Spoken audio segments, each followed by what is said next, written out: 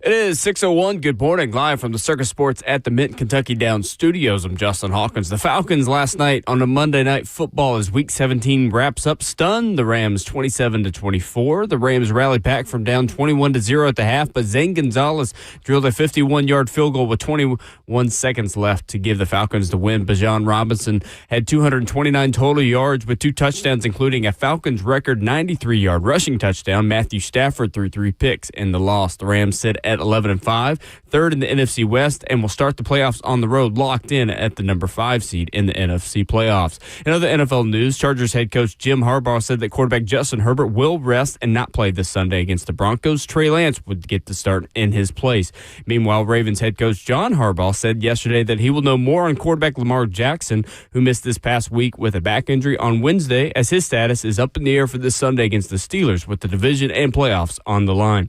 And to the ice, where the Nashville Predators rallied back to beat the Utah Mammoth last night 4-3. Steven Stamkos scored his 16th and 17th goals of the season, which were less than 2 minutes apart in the third period, and lifted the Preds into the win. The Preds are currently 6 points out of a playoff spot. For all your foundation repair and waterproofing needs, you got to go to USSTN.com. Breaking news at once on your home for the Titans and Vols. This is 104.5 The Zone.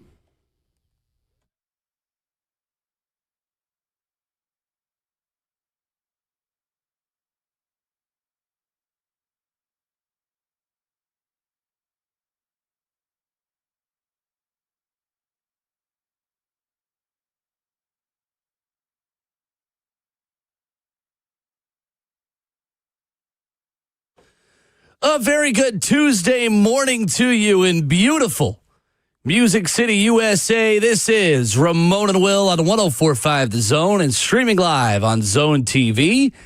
And allow us to be the first to welcome you for the final time in 2025 to a Tennessee football game day. Right down the road in Nissan Stadium, Vols and Illini this afternoon. Final day for Ramon Foster to be on the call for a 2025 Tennessee football game. Does it feel like it flew by, or does it feel like it was kind of a slog here down the stretch? Me personally, I think it feels like it's flown by. I feel like every month's had something. The holiday season was a blur. I was busy. You was busy. Personally, professionally, there was a lot of change this year. So every month provided something, man. Starting again in January, what the NFL does, and the Titans at the top of that list with a new coaching change and everything else. But for me, Will, yes, personally, I feel like this year has been a blur. And my parental side always comes up more now as a parent because I'm 3 semesters away from having a high school graduate at this point. Crazy, right? My oldest, RJ. That's definitely flown by. And honestly, you know how you have some of those sleepless thinking nights that you have? Like, I'm trying to plan out next year. I'm thinking of, okay, what me and the wife are going to do, what I got to do with my boys. I got a decision to make on my youngest as far as school and stuff like that. And then RJ with his college stuff that's going on too. And I'm just like, as a parent, I had a sleeping thinking night last night, just trying to plan out next year. And sure. With my youngest, Miles plays football mostly. And I'm thinking, okay, I got to go get my sled from my trainer. It's this workout sled that I had is built for offensive linemen, but it can be used for any workout. And I'm like, I got to get his technique down because he's going into high school next year, Will. And yeah, having 2 high schoolers is going to be wild. I turned 40 early this month coming up. That's right. I gotta, and not the Lots number, going on. The age ain't a thing, but like this year is closing out, and I'm thinking about all of those things going into 26, which are all great problems. These are first world issues. It's a blessing to have kids to be able to say that type of stuff about them. But yeah, 25. I did a little bit of a music recap.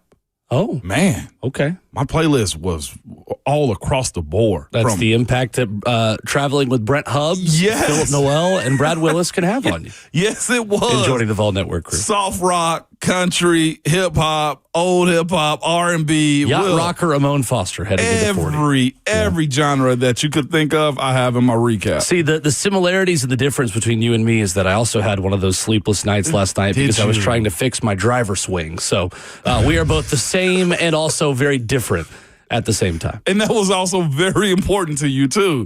Sure. Yeah. It pales in comparison to everything you just said. But yes, right there with you. No, I wonder am I the only parent that does. No, I know I'm not. And I know you're not the only golfer that lives that type of world. The very bad golfer that lives that world. Yeah. Calling me a golfer is an insult to real golfers everywhere. Is most everybody a bad golfer? Well, yeah. I mean, it just depends on when you started playing, too. But Okay. So it's not many I started what they playing call. at 22. 22. Okay. Just not bode well for me. Actually, no, later than that, 24. You said it does not bode well for you. I was so bad at first that we were at a zone golf tournament. Brett and Doherty looked at me and said, maybe you should try right-handed. No, he didn't. And I'm not that bad anymore. But he yeah, didn't. that was a statement at one point. You know what?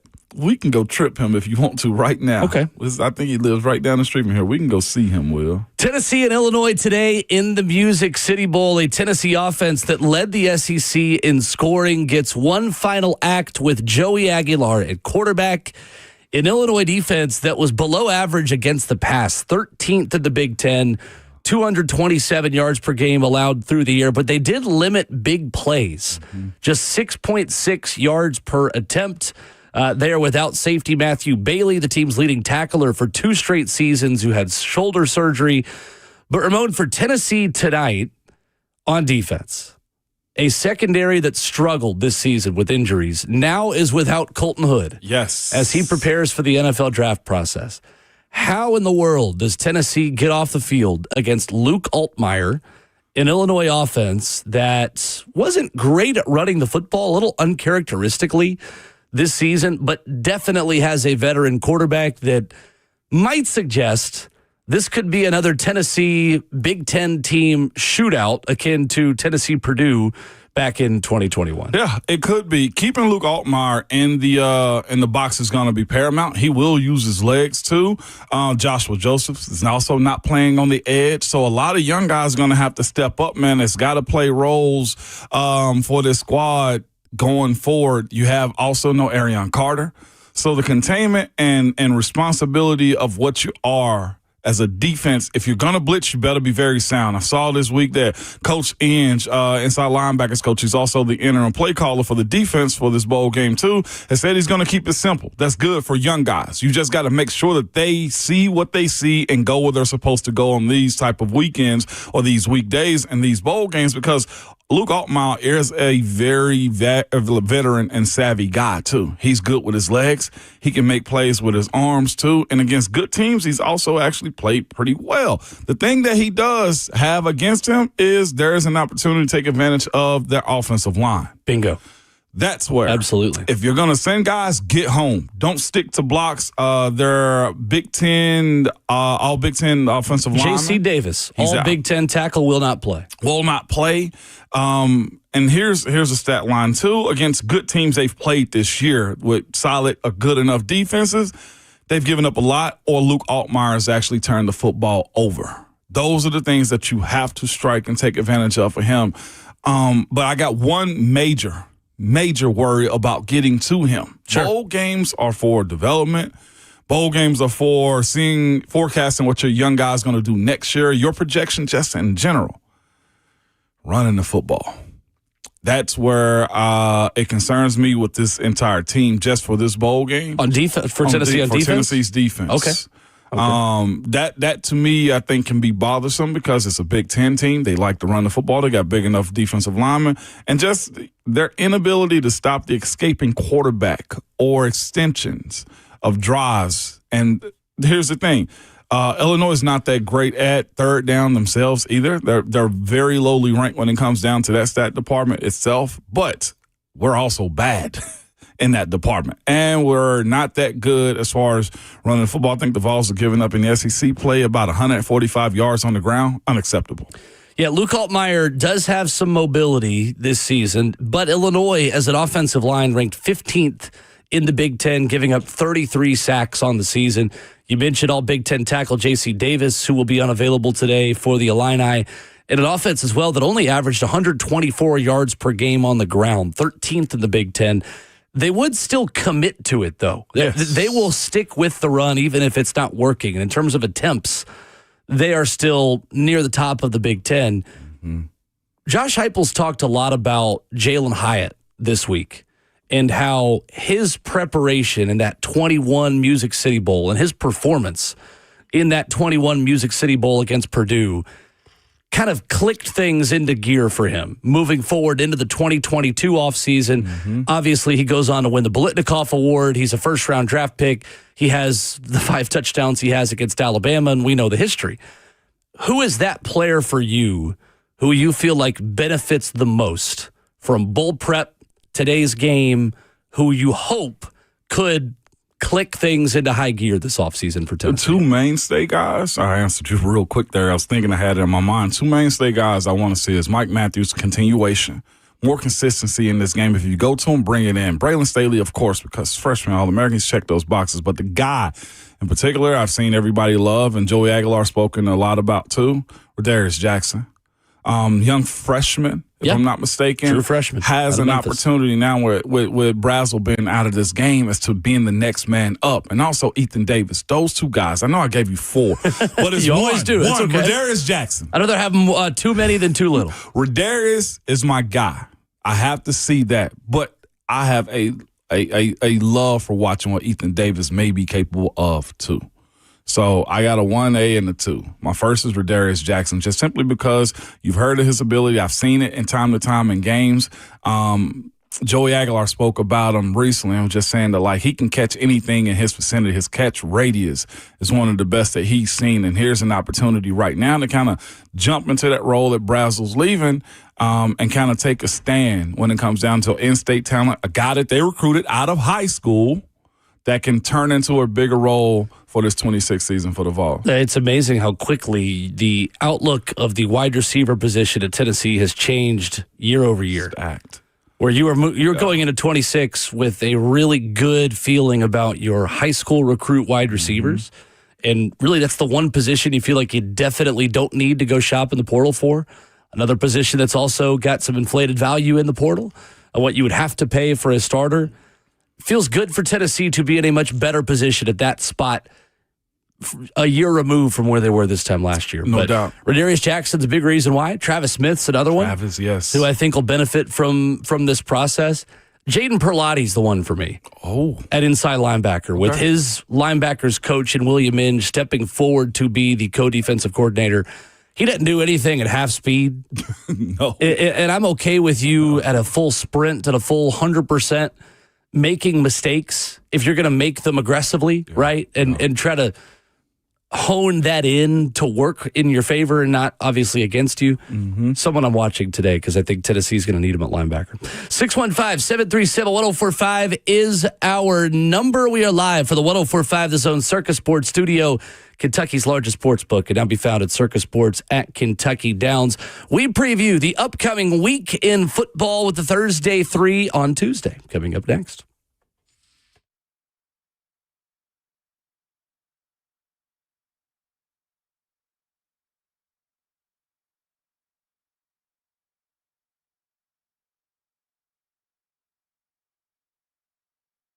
Hey, it's Will Bowling. Are you having home electrical issues? Well, available 24/7. The Lee Company team, they handle electrical problems and more in short order. From routine repairs on outlets and switches to fixture upgrades and generator installations, their award-winning electricians will get the job done right the first time. Contact Lee Company for all your home electrical needs at leecompany.com. That's leecompany.com to schedule with an experienced electrician. And when they say available 24/7, they mean it. When you need someone to fix that HVAC system, plumbing, electrical systems, you want someone who's available at all hours of the day when those problems pop up at the worst possible time. So contact Lee Company for all your home electrical needs at leecompany.com. That's leecompany.com to schedule with an experienced electrician. Lee Company, all you need. It's Ramon and Will for Window Nation. I mean, not Window Nation, for Volunteer Traditions, Will. And what a day to be speaking about volunteer traditions, man, as the Vols have a game here in the Music City at Nissan Stadium today. You can go ahead and get you some some cold weather stuff today. There's a brick and mortar store in Gallatin, Tennessee, man. It's one of the best apparel brands that you could get. You don't have to choose between the bigger brands, Will, the national ones, the check or the stripe. Either one, it doesn't matter, man. Volunteer Tradition has exactly what you need from the head all the way down to your feet. Well, Anderbo, Volunteer Traditions was started on campus in 2006. It has been a go-to for Vols fans for nearly 20 years. I was just up at their store in Gallatin the other day. Great. They have got basketball gear in stock. They've got some new stuff, those quarter zips that are lightweight, that are comfortable, that are going to keep you warm inside the arena when you're watching hoops this winter. They've got the new cursive Vols logo on them as well that you see on the throwback jerseys. Some excellent new stuff that's just come in. There's new stuff all the time, every time you check out Volunteer Traditions. If you can't make it to the store, check them out online at volunteertraditions.com. Started in 06 by a Tennessee alum, Volunteer Traditions delivers timeless Vol-inspired designs at can't-miss prices online at volunteertraditions.com.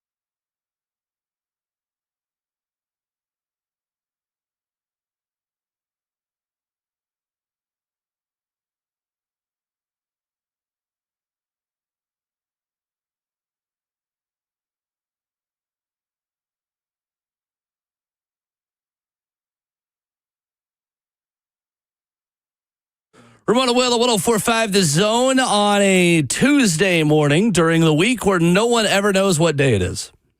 Listen, we are living in the void of space between Christmas and New Year's. We are essentially governed by the same rules that govern you while you're at the airport. Everyone forgets they've ever been a human being. Ramon Foster, Justin Hawkins, Will Boulding at Ramon and Will, where you can follow and stream the show live on Twitter. All right, Thursday 3 is a little bit closer. Objects in the mirror are closer than they may appear. It's me. I'm the object. 3-0 last week. I'm now 28-26. Good to be back over the Mendoza line. Okay. Fernando Mendoza line. Justin Hawkins 29-25 after an 0-3 week. Nope, for the sake of transparency, we have to. Sorry. Not sorry. Yeah. Ramon is 31-23 after going 2-1. Woof. This is what happens when you don't rely on AFC North teams. This is very when you true. go outside your division, outside your hate. Yes. As a former Pittsburgh That's team. it, right? You can't, I guess that's it. If we were betting, you can't bet with hate is what it is. You right? can, just, don't expect to be right very often. That's real. That's 100% real of you, Will. I think my lesson learned is stay away from these bowl games. Yes. You don't know who's playing, who's That's not correct. playing, who wants to play, who doesn't want to play. Who wants to play is the thing. Who wants to play? Yeah, who coaches are going to get out early? Like, don't most of these coaches have bonuses attached to these games too? Many like of them do. Yeah, many of them do. Many of them So do. there's incentive for the coaches to want to coach hard and win the football game. That's right. I miss the old days, but let's do it. Yeah, I saw a video the other day that said if you woke someone up from a coma and told them, yeah, Clemson and Penn State just played their postseason game. Oh, wow. How was the playoff? So it must have been a good season for them. Oh, no, they were in the Pinstripe Bowl. They were in the Bad Boy Mowers Pinstripe Bowl? Yeah. Are there even mowers in New York? What do you need a mower in New York City for? This is the Bronx we're talking about. Yeah. Push mower. For what? Upstate The sidewalk? New York. Like, the Buffalo is not in Buffalo. Yeah, it's the in little New patch of York. grass. We got to talk to PR at Bad Boy Mowers. They gotta pick their audience a little better. Like once you get off the stoop, you have the sidewalk. Then you have that little patch of grass between the road. I could get kitchen scissors That's what and I'm saying. probably We can take walk care of that that. down with our feet right there. We can beat that with our feet, Hawk. That's the landlord's job. I feel you. That's not our problem. That's the landlord's problem. I feel you, Hawk, but we can walk right over If that. something's telling me Bad Boy Mowers is not the official mower of Central Park either. Maybe they are. Maybe St. I am. Petersburg, Maybe I'm Florida. off here. They could go anywhere. They can go to Texas if they wanted to, right? This is what happens when Bad Boy Mowers is taken off the Gasparilla Bowl. These are the concessions that we have preaching. to make. Now you're really preaching. right. Attach that to Florida, please. All right. Well, I'll start us off then, considering I was 3-0 last week. I'm going to head to the great city of Pasadena, California. And a national travesty has occurred in Pasadena, California. We're not going to see the sunset. Be prepared to hear a lot of ESPNers talk about how the sunset is fantastic. And look, they're right. 100%. That's fair. Apparently, there's rain in the forecast. It's going to feel like Big Ten football in Pasadena, California. Yeah, I didn't know it rained there either, to be honest with you. either. Yep. I am taking the under in the Indiana-Alabama game. Here's the thing about Alabama that we've talked about all season. They can't run the football, and they struggle against teams that can pressure Ty Simpson. I know Indiana is without their star linebacker in this game for the tragic injury he had post-game of the Big Ten championship. I just don't trust Alabama's offense at a spot like this. But I also think that Alabama's defense can have a little bit of success against a potentially rusty Indiana team as a whole. I think this is a close game. I think it's one of those where Indiana might score a couple touchdowns late to make it look a little bit more lopsided than it really was. I like under 48.5 in this game. Total has gone under in 5 of Alabama's last 6. I know it's gone over in 5 of Indiana's last 7. I'm just going on the way of near and recent history on teams with a bye week in the college football playoff looking a little bit rusty and this not being the best matchup for Alabama offensively. So Rose Bowl under 48.5. Okay. What you got? What's your first pick? My first pick, man. It's hard going to big games. Like you said, like the New Year's Day bowl games and I respect you going to under that because it's hard to pick. I like picking them. And I would do money line, but y'all don't let me do that one. It's too easy. That's correct. Okay, so I'm going Texas, Michigan. This bowl game right here, Texas is -7 in this one. I got to take it with the turmoil that Michigan has, the inconsistency that they quarterback, and just them them just now getting a new head coach. This to me is easy work to watch Arch Manning potentially have a lot more practice time, be in a position where he can get, well, we're speaking about momentum going to this 26th season. There will be a lot of hype about this game, I think, being played, considering if Michigan does compete, if they do get beat bad, there'll be a conversation there. And I think the bigger win is going to be watching Arch in Texas and having another draft, too early 2027 draft conversation about what Arch is going to look like after he come out next year. I'm choosing this one based solely off of Arch Manning and just Michigan being bad. Where would you have Arch Manning in this year's quarterback class if he had come out? Aside from the name, probably second or third quarterback. Okay. Yeah, second or third quarterback. I feel like he'd be in that range for a lot of folks. Yeah. Like I do think that there is still a world where despite all the struggles this season, Arch Manning is still a top 10, top 15 overall pick in the draft if he had come out this year. Dante Moore, Fernando Mendoza, probably Arch. I loved for a while Ty Simpson. What do you think changed for him late in the season? I honestly don't know. I can't put a number on it other than defenses got tighter, maybe. When you can't run the ball and you're just asked to do so much every week, I mean, you're bound to start to decline a little bit when you throw the football that many times. So that's the knock that you'll have on him then in the draft process this year or next year? It's his handling of pressure and his just consistent accuracy down the field when he's got to manipulate the pocket and stand and deliver. But I've seen it. Yeah, no, definitely.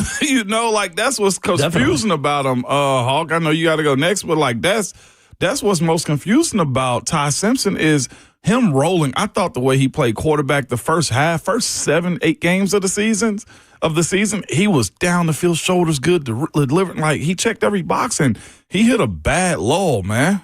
Bad one. He did, no doubt. Justin, what you got? Every week. Yes, sir. All right, let's go to win, lose, or draw. Yeah, you have to. Yes, sir. You can't be inconsistent. It cannot be. We're going to do the Cotton Bowl.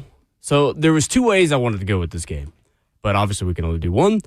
I want Ohio State because I think that they're going to win, but I just don't know enough about their offense, especially going against the Indiana game in the Big Ten championship game. So what I decided to do is I'm going to go under. This under is really low, and I'm very nervous about the under. It's 40.5. It's like an NFL game. Yeah.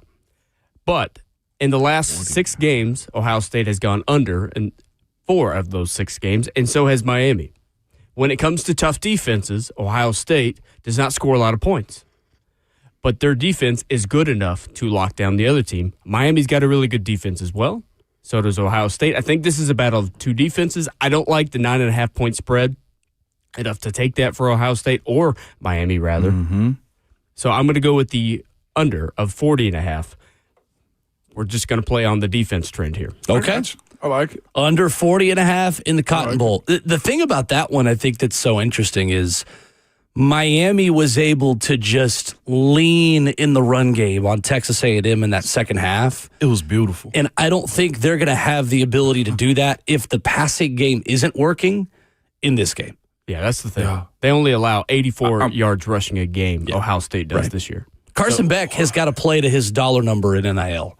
Yes, he will. Yes, he will. Because to your point, like that was another conversation I think too of a in-house developed quarterback, Marcel Reed too, at Texas A&M. Yeah. There's growth. There was big time gains that he allowed his team to get, along with the support that he has there too. He's a borderline Heisman candidate. No doubt about it. And before they lost, he was in that conversation. It's fascinating. It's going to be interesting to watch what his next year junior jump is going to look like. Marcel Reed? Marcel Reed. Yeah, it's going to be interesting to see what he develops, and Lenore Sellers, too. Those 2 quarterbacks I'm watching are going into next year. But you're right. In that game, Marcel just didn't have enough. I want to see him going into next year, what his development is, as far as being a pocket passer is going to look like more. If there is one underdog I feel the best about covering their number in the playoff games, it's Miami. I think Miami is better up front than Ohio State on both sides of the ball. Indiana proved that if you get after Julian Sayin, you can cause havoc. They are not as good at the skill positions. I am curious how much their line play can neutralize that advantage that Ohio State has. Yes. Miami has elite line play on both sides of the ball. Yes, they do. And I'm curious what that looks like. I do think it's a low-scoring game. I like the underpick a lot. I like that one, too. It's just such a low number. Savvy pick right there. Why is it savvy? Because, again, when you look at, as Will just said, just control of the line of scrimmage. Yeah. And Ohio State's no slouch. It's going to be physical. It's going to be physical. Yeah, it just depends on who can score the points when it matters. And I think that's Ohio State. 2 words for you, Ramon, Justin. System play. I'm not even going to think about it. Oh. Pittsburgh Steelers on underdog at home. Look, how many times have you done that? How many times has it worked? It's going to work again. Steelers plus 3.5 at home against the Baltimore Ravens. You know what I wish I could take in this game, Ramon? The over on the amount of times Renegade's going to be played on Sunday Night Football in beautiful Acrisure Stadium, the artist formerly known as Heinz Field. Listen, if anybody has the right DNA as a defense to slow down D. Henber, it's the Pittsburgh Steelers. The thing is, this is not D. Henber. This is January Burr. January. I don't know. I like it. There's no way to make it work. I'm with it. I know the status of Lamar Jackson up in the air. I hate what Pittsburgh's offense looks like right now without DK Metcalf. I also hate that one Lions fan kind of got what he wanted and was able to really hurt the Steelers by kind of getting that action out of DK Metcalf. Obviously, DK is ultimately responsible, but still, I hate that guy's had his time in the sun for this long. I just think Pittsburgh's going to find a way. Yeah. I think they're going to at least find a way to cover plus 3.5. It might be Ravens by a field goal. That'd be fine with me because I would be able to get that plus 3.5 cashed. So I will take Pittsburgh plus 3.5. System play. You always go with Mike Tomlin as an underdog, especially at home. What a time to get that one, too, because history says it's a 3-point. So if the Steelers are in that world, well, you win a dub. I had them on my list. I did have them on my list. But a little too close to you. I'm away from the situation and can think about it. And you get me without my heartstrings being pulled in any direction. And you get me in these moments, man. But I'm going to, and actually, I'm surprised this line is that close, considering the season that they've had so far. But Bears Lions. The heartbreaker that they had this past weekend against the 49ers, watching that offense and Caleb Williams just continually get better. They have a run game. The defense is, in my personal opinion, can get out to Jared Goff. They've lost 3 in a row. The Detroit Lions, that is, too. Got absolutely smacked around by the Minnesota Vikings. And not just that, got eliminated from the playoffs, too. I'm taking the Bears minus 2.5. I actually think this is light work, other than the fact that the NFC may be settled for the most part. But I got the Bears in this one, man, minus 2.5. Should be a good game still. I like it. I think it's a good pick. I think it's a very good pick. Did you call that too? Beginning of the season, your bold prediction was they were going to finish 4th in the NFC North? No, mine was that the Chiefs' reign was over and that the Broncos would win the West. Close. It happened. It happened. They won the West already? Well, yeah. Or they're about to. Didn't they? They're in the race for the 1 seed. The Chargers are not. Yeah, Chargers are number 2. They're with the Texans win over LA. Yeah. Mm-hmm. Pull up your haters real quick. Oh, well, that's it's not about that. You're sad. It's me. I'm the problem. Justin, go with your second. Orange Bowl on Thursday. You're picking all the big ones. He is. Bold strategy, Cotton. Well, that was the past game. Bold strategy, Cotton Bowl. Yeah, exactly. The Orange Bowl, Texas Tech. Yes, thank you very much. I would appreciate it. Thanks. They're plus 2.5 in Oregon. I'm going to actually take the plus 2.5. I like Texas Tech. They have a great team, both sides of the ball. They're a very physical team. Baron Morton at the helm. They have one of the top offenses, one of the top defenses. And the way that they get after the quarterback with David Bailey and Jacob Rodriguez, I just like Texas Tech. I like what Oregon does because they're good on both sides of the ball as well. I think this is going to be a big battle. I don't like it enough to cover the over in this one, but I like what Texas Tech is cooking it down there in Lubbock. All right. This is going to sound weird now as I say this. I almost wanted to take that game too. I know Oregon, but not enough to say, yes, Texas Tech is going to do to them what they did to others too. What are they in the playoff? Oregon? Yeah. Exciting. They're favored. Yeah. I mean, right. they could have scored 70 points against JMU if they wanted to. Yeah. But they also let up some gaps in the defense to JMU. As a Dukes fan, that you got to give credit to the Dukes, man. No, So biased. I am interested in what Oregon looks like healthy. They've not been healthy all season. Evan Stewart's not played a game. That's always the case, boy. I just that's the unknown for me. How healthy is Oregon? Do they ever get to full strength? I don't trust the Texas Tech offense in this game. I don't think Baron Morton is going to be good enough to do a whole lot offensively against the Oregon front seven.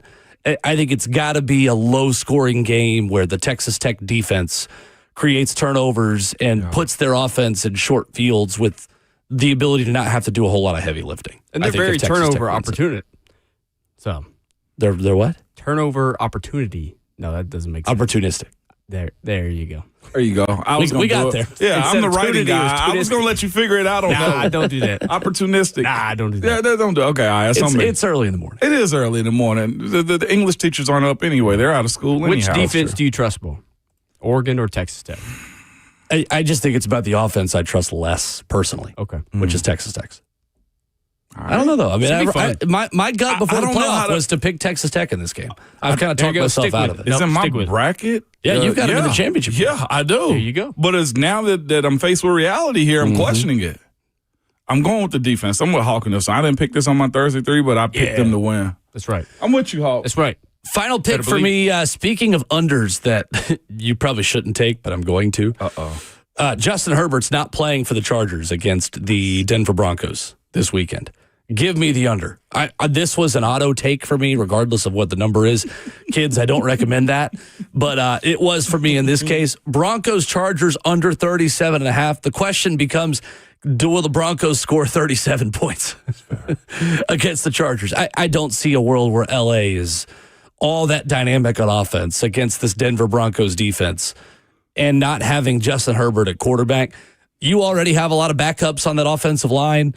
Now you're putting a backup quarterback behind it. Give me the under. 37.5, fine. Sure. Yeah. I'll take it. Makes sense. Yeah. Last one, I'm going NFL again, man. Saturday night, Seahawks, 49ers.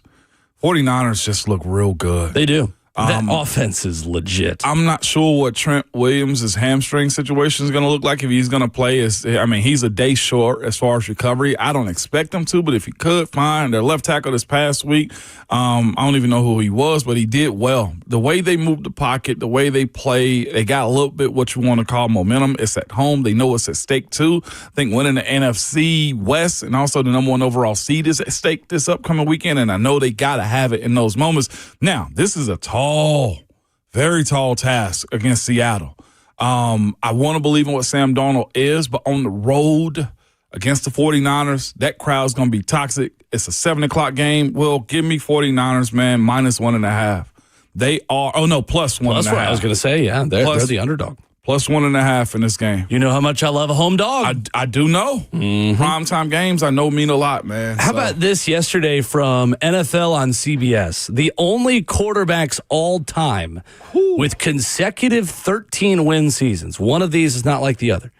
Tom Brady, Aaron Rodgers, Peyton Manning, Brett Favre, Sam Darnold. Who?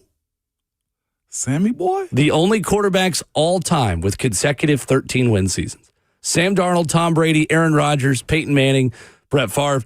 Darnold's obviously done it the last 2 seasons. Brady did it 03-04 and 2010-2011. Rodgers did it for 3 straight seasons from 2019 to 2021. Peyton Manning from 2012 to 13 with the Broncos. Brett Favre from 96 to 97. We should be saying like Brett Favre, 96, 97. Whoa. in the Drake song. Hey, is Sam Darnold going to be singing Ring Me at the end of the? He might be. All those dudes got rings. Might be. Justin, your final pick, please. I also have a pick in that game. Okay. But so it's a battle of home field advantage for the playoffs. It is. I'm going to go with the over in this one. It's a big over. So I go with the low under with the 40.5 in the Cotton Bowl, and I'm going to go with the high over in this game, which is 49.5. Wow. The last 3 games, the 49ers have crushed the over. They have. Absolutely crushed the over. And that would have been, if it was 49.5, they would have crushed that as well. Brock Purdy averages 297 passing yards and 11 touchdowns since their Week 14 bye. These offenses are just clicking right now. Of course, the San Francisco 49er defense has got all these injuries. I like this as a really high-scoring game. I'm not going to pick the winner, but I think it's going to be a high-scoring game. I like it. I like it. It's going to be a fun game. Yes, it is. Saturday night, 7 p.m. in Santa Clara, California. All right, that is the Thursday 3 on Tuesday. Last night, Monday Night Football, a shocker, a back-and-forth game. Look at us and how lucky we've been on these primetime games recently. We'll dive into it next.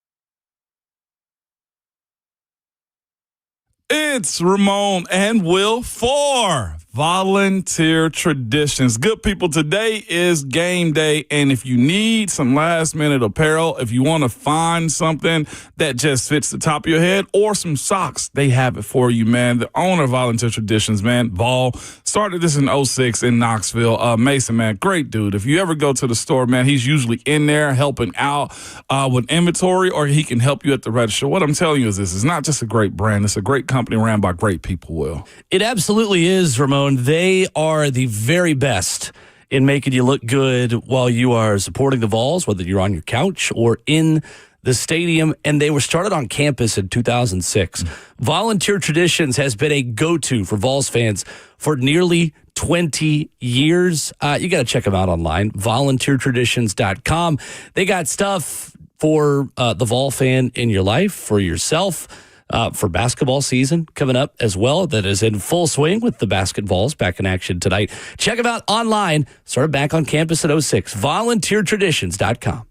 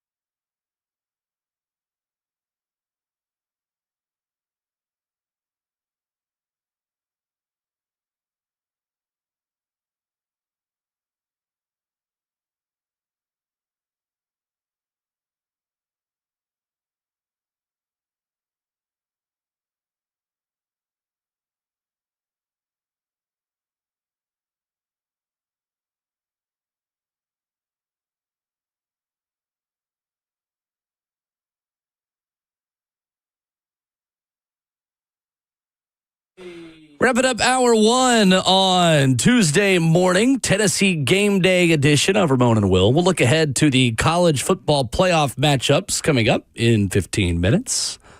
Talking some Titans at 7:20 as well.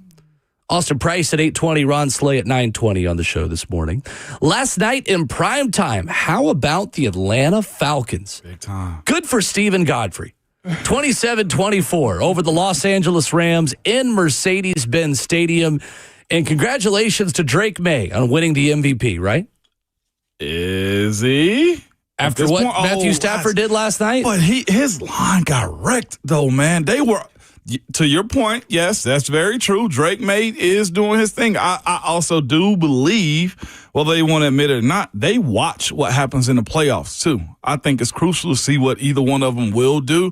I personally don't think the voting's done unless they're submitting their votes right now, and I'm not sure when that happens. It's supposed to be a regular season. Voting closes at the end of the regular season. It does close. Yeah, no, you can't vote in the playoffs. It's hard. Well, it shouldn't, but it does. I personally think Stafford should get it.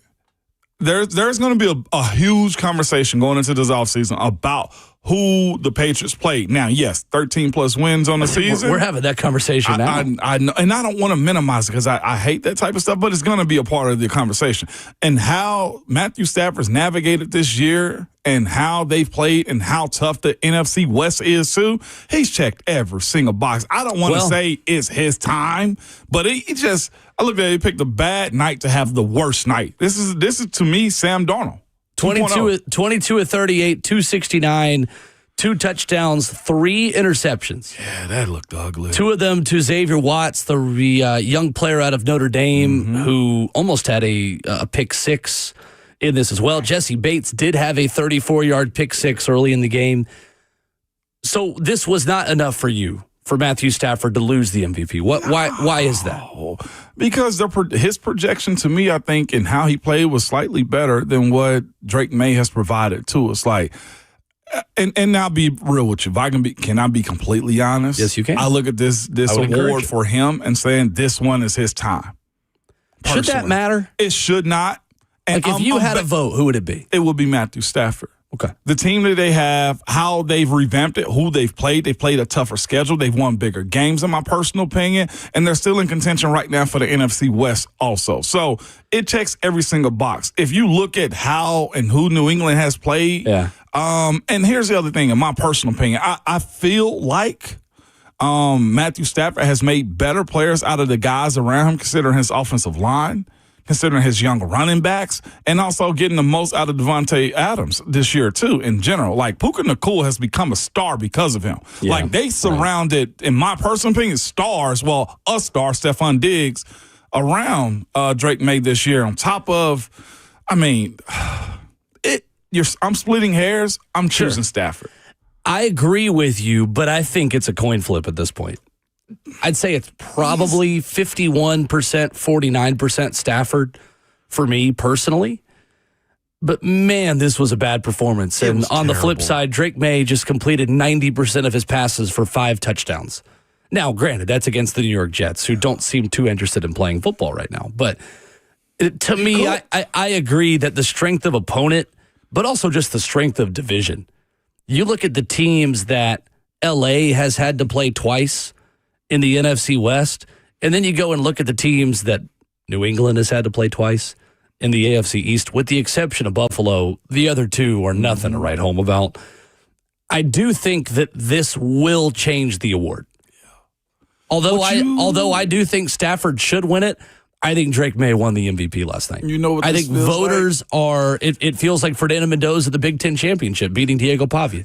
That's 100% what it feels like. That's exactly what it is. Because Diego Pavia was going to get a Lifetime Achievement Award for a lot of what he did. And then voters, Ramon, again, it's the same thing we talked about, in my opinion, with the Heisman. Yeah. Voters remember the last thing that they saw. And standalone primetime games shouldn't matter more than what a Sunday at 1 p.m. does for voters. I think it absolutely does. Standalone primetime games are weighted a little bit more heavily. And what has Matthew Stafford done in his last 2 primetime games? He's lost. I know that the Seahawks game wasn't really all on him, but they lose that game in primetime at a standalone spot for voters. and then they lose this one. Yet this time he was the one that was really at fault for it. He looked bad, man. It was weird. He couldn't escape. It's like he had Drake May plus 200 to win the MVP. Obviously, that's not the case. If we're looking at regular season comparisons, Drake May, a phenomenal season. He's 72% completion percentage, 4,200 yards with an average of 8.9 a pass, 30 touchdowns, 8 interceptions. Matthew Stafford, his stat line, 65% completion, 4,448 yards, 8.0 average passing, 42 touchdowns, 8 interceptions, even after last night. Yeah, so even with those three, they've got the same amount of picks. I don't know. For me, I'm with you. I think you're on the right line of thinking that the strength of opponent means that Drake May's numbers have got to be better than Matthew Stafford's for them to be viewed equally, in my opinion. It makes me also look at the postseason play. Like if the Atlanta Falcons, who had last night a relentless rush, get after Matthew Stafford. How about that sentence? They've never had a relentless rush. Again, shout out to our good friend Godfrey, man. He's got to be rejoicing in those 2 first-round edge players right now. And they were just affecting them in ways I've never seen Stafford in a while be affected like this. This is like rebuild, for like first year of rebuild, post-Super Bowl Stafford we got last night. Well, and Xavier Watts looks like an absolute You stud. know what it was? I got it now. What's that? He was back home in Georgia, man, and the Georgia Dome thought it was his place, and it wasn't. Xavier Watts? No, Matthew Stafford. Oh, Matthew Stafford. That's what it was in Atlanta. He went and got some barbecue for the first time in a long time since he's left Georgia and Athens, and this is what happens. When Matthew Stafford was at Georgia, Georgia-ing used to be a verb, which meant losing in spectacular fashion. Yes. Finding a way to lose a football game I'm gonna be on real the with biggest you. stage. Georgia-ing. Not the case personally- anymore, but it used to be. I personally didn't know Stafford was going to be drafted as high as he was in that year, in 2009. Yeah. I did not see it. No, I'm so serious. I remember A.Q. Shipley, who was drafted in Pittsburgh my year as a 7th-round pick. He and Stafford had the same agent and trained together, too, if I'm not mistaken, because he was a center, he was a quarterback. He spoke about Stafford is doing. I was like, Stafford? Like, I didn't think of Stafford like that, respectfully. And I know for sure he didn't think about Ramon Foster. I'm just saying in general, I didn't have him on my radar like this. Yeah. Interesting. Our good friend Stephen Godfrey, who we referenced, college football writer, who will be on the show tomorrow at 9 o'clock, does a great job at Yahoo. Yesterday, I was thinking of him during this game, too, because this reporter said Falcons linebacker Josh Woods is out tonight due to a personal matter, per the team. And Godfrey quote tweeted it and said, same. Same. Hey, just like me. The classic Atlanta sports fan, Stephen Godfrey. 615-737-1045. Is anyone in the college football playoff on upset alert this week? We'll talk about it next.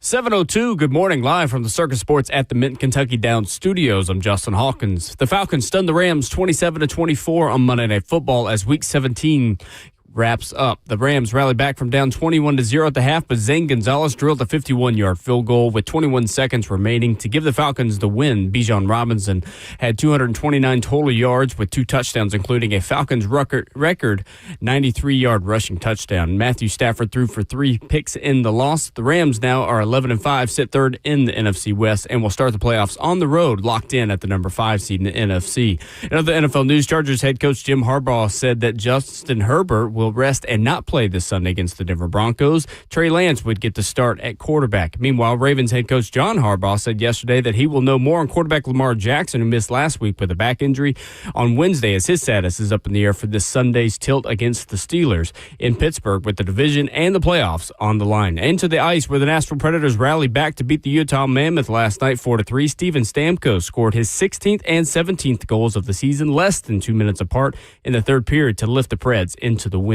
The Preds now currently are 6 points out of a playoff spot. For all your foundation repair and waterproofing needs, you got to go to USSTN.com. Breaking news at once on your home for the Titans and Vols. This is 104.5 The Zone.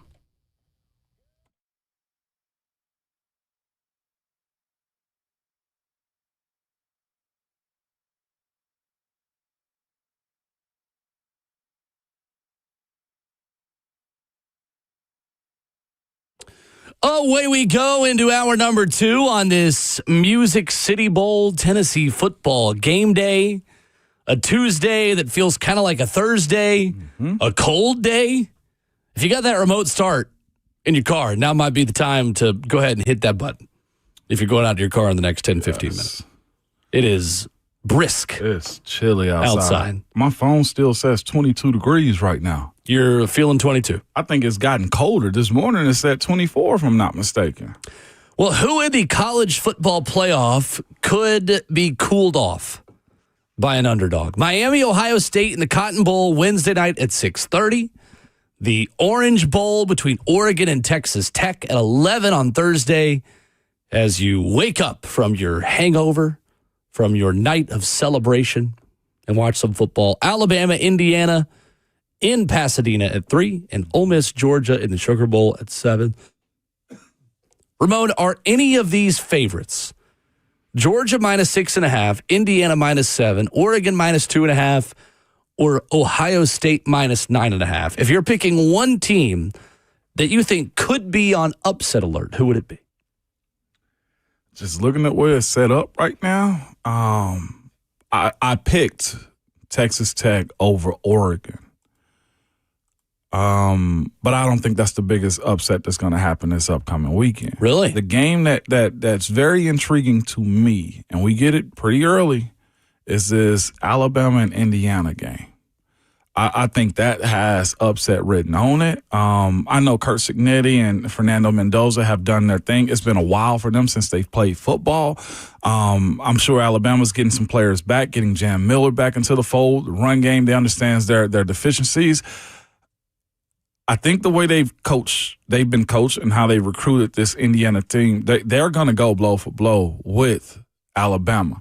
I kind of want to side on just recent history of what I know Alabama to be in these type of moments, even under Kalen DeBoer. And I've criticized Kalen DeBoer and watched him be in these moments. I just don't know if it's in Indiana to win in that fashion against Alabama. I can't see them getting embarrassed like this. I feel like both teams have been battle tested. Indiana's had their, games that they've had to go win and stretch it out and just make it happen for themselves too. They've had some quality opponents. They got the Heisman Trophy winner on their team too. When you ask them to embarrass a team, they absolutely have. But this, to me, with a healthier, also a game in between when they've played, it's been almost a month for Indiana at this point of playing football. I think the rustiness of what they can start this game off with is why I see Alabama being able to jump out in front of them. That, to me, could be the biggest upset of the weekend is Bama over IU. Well, I do think the loss of linebacker Stephen Daly makes a big difference for the Indiana defense. Celebrating. Yeah, literally while celebrating the game. And nothing that was really too crazy. Like, he was kind of jumping up, high-fiving people in the stands. Like, it wasn't like he was excessively celebrating the win. I do think Alabama's defense against good opponents this season gives them a chance at the very least. Against 4 top 15 offenses in the S&P Plus, this from Bill Connolly of ESPN.com, Alabama allowed 20.8 points per game, and they gave up fewer yards per play with each game. 6.7 yards per play to Georgia the first time, 6.2 yards per play against Vandy, which we know is a very good offense. Only 5.3 yards per play against Tennessee. The thing I don't think they get credit for, Ramon, in the SEC championship game is actually how well that defense played against the Georgia offense. Georgia only had 4.4 yards per play in that game. Yeah. Now, Mike Bobo and that staff also knew the way Alabama was playing on offense and the way that Georgia defense was playing, they didn't have to go very deep into the playbook. They did not. To be able to dominate that football game. So that is baked into what that number is at 4.4 yards per play. Oh. Here's the headline for me of this game. Alabama can still, at its best, profile as a championship contender. Yeah. They are still as talented on paper. The game's not played on paper. It's played on natural grass in Pasadena. But on paper, they still have a lot of 4 and 5 stars. My question, Ramon, is can that SEC championship game be the equivalent of Ohio State losing to Michigan? Could the first half in Norman be a continuation of that? Can those 6 quarters be a wake-up for Alabama to get off the mat and say, well, why don't we actually decide to be the best version of ourselves that we could have been all season and turn it on at the right time? Because now with as many games as these teams have to play, they have more times, these good teams and identity crises have more time to figure it out and become a powerhouse when they weren't that for a lot of the regular season. Yeah, and that's kind of where I'm at with them. Ryan Williams can't continue to be a shell of himself. I've given up on him for this team. I know, being but the legit number one. He's playing in a warm weather state. Is all I'm giving him at this point. Like, he can't continue. Like, Jeremy Bernard being the dude has to have a guy like him. Latzir Brooks, the freshman who had the 2 touchdowns against Oklahoma. Absolutely. Like, I think I'd trust him more than Ryan Williams. Cuevas, he's back healthy too, if I'm not mistaken. So they got everybody back. He's got playmakers. At some point, I do expect the Ty Simpson reset to happen, the guy we saw midway through the season. That to me, I think, is the biggest potential for an upset. Texas Tech is just a stacked team that I did pick to win over Oregon, and I still feel good about this one, just looking at the matchup of what Indiana is. And I'll be quite honest with you, I am, as much as I believe in what Fernando Mendoza was and Kurt Cignetti has set that program up to be moving forward with a whole lot of respect, I still have in the back of my mind that IU still have to go prove it. I think it's fair. I think it's totally fair. For me, I think it's Miami, Ohio State that could get interesting. How does Julian Sayin deal with pressure to the level that he may not have really seen all season? I think Miami is the best front 7 that Ohio State will have played in 2025. I ride with that. Even though this game will be played in 2025. Julian Sayin was pressured 31% of the time against Texas and IU. The Ohio State offense, in turn, had a negative play rate of 31%. That's a lot higher than what those numbers have been against all other opponents they saw this year. 24% pressure rate allowed all season, 21% negative play rate in Ohio State's other 11 games. Reuben Bain Jr. and Caden McDonald are 2 of the best, and Akeem Mesidor, I'll throw him in there too. And Arvell Reese, Caleb Downs. We are probably watching, you could argue, 5 of the best individual defensive players in all of college football this year. How does Julian Sayin deal with that? Is Miami good enough up front at the point of attack to neutralize the deficiency they have at the skill positions? And they still are pretty good at the skill positions. I mean, Keontae Scott in the defensive backfield coming back for Miami in that Texas A&M game made a really big difference. Ultimately, I don't think Miami's going to be able to just give it to Fletcher and run the ball if their passing attack isn't clicking the way they did against A&M. And most coaches, that's the first conversation they're having, is stopping that run game. Making Carson Beck turn into the old him. That's the question for me, is what version of Carson Beck are we getting here? If you get the best of Carson Beck that we saw against Notre Dame early in the season, and I know Ohio State's better defense than Notre Dame, but if you get that version of Carson Beck with, I think, the team that has the better line play on both sides of the ball. This could get interesting. It could. I don't think Miami's going to win, but I think that's the game I'm most interested to watch in terms of a clash of styles, if you will, between those two teams. So the issue that I think Carson Beck is going to have is the same thing. If you look, which game was it last year?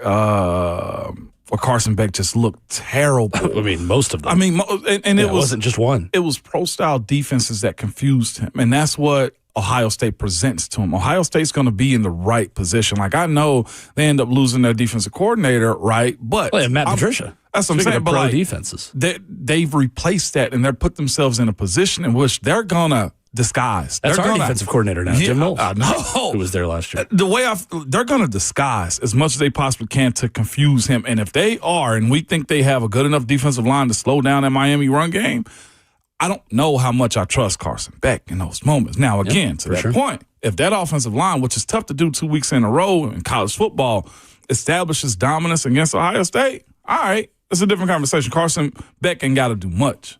Yeah, it's a big Mark Fletcher Jr. game again for Miami. He's got to have a similar impact in this game that he did against A&M for them to have a good shot, and that is asking a whole lot. Yes, it is. But he looked good doing it against A&M. A&M issue was they could not throw the ball consistently.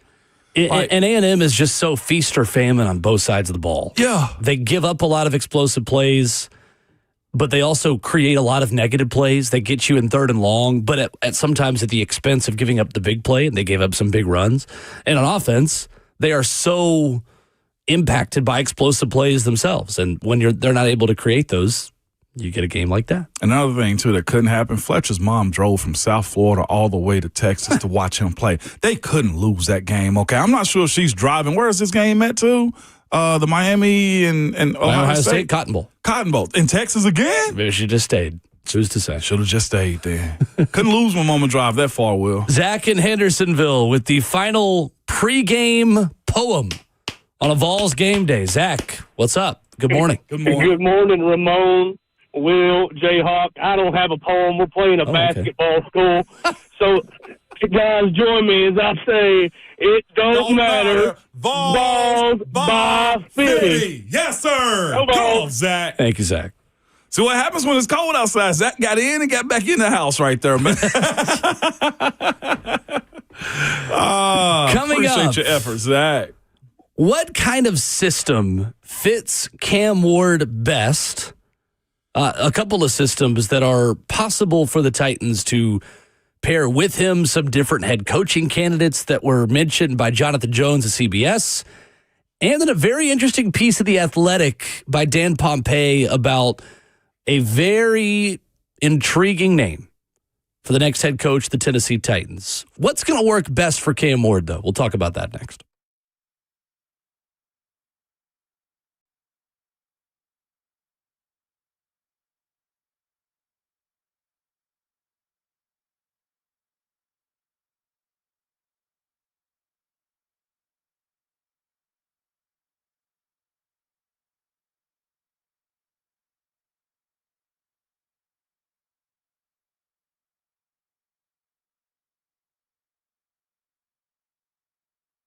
It's Ramon Foster here for Jewel Roofing and Exteriors, man. They are a trusted, family-owned Middle Tennessee company that's been serving from Clarksville to Murfreesboro for over 25 years. We're about to hit some of that winter weather in Tennessee where you'll probably end up getting some snow and maybe some ice on top of your roof. And what that does is get in those crevices and kind of expands it out. And you want to make sure that your roof is well and sealed and done right. Here's what I'll tell you this. My friends at Jewel Roofing and Exteriors will get on top of your roof and just walk around and see if you have any issues. If you have any, they'll let you know. If it's a big issue, they'll say, hey, you may need to replace it. But they will be absolutely honest about what you need. They're not one of those companies that use high-pressure tactics or door knocking or storm chasing. No, they're local. They're here. They're in the community. And they want to make sure that you have somebody that you can trust. They actually walked on my roof a couple of months ago just to check out some small things, and I had an issue. And I was concerned, and I asked them, I was just like, hey, do I have to get an entire roof? Absolutely not. They fixed a small area on top of my roof, and you can't even tell the difference right now. Listen, for a roofer that you can trust, you can call them at 615-868-9999 or visit their website at jewelroofing.com. That's Jewel Roofing with 2 L's.com.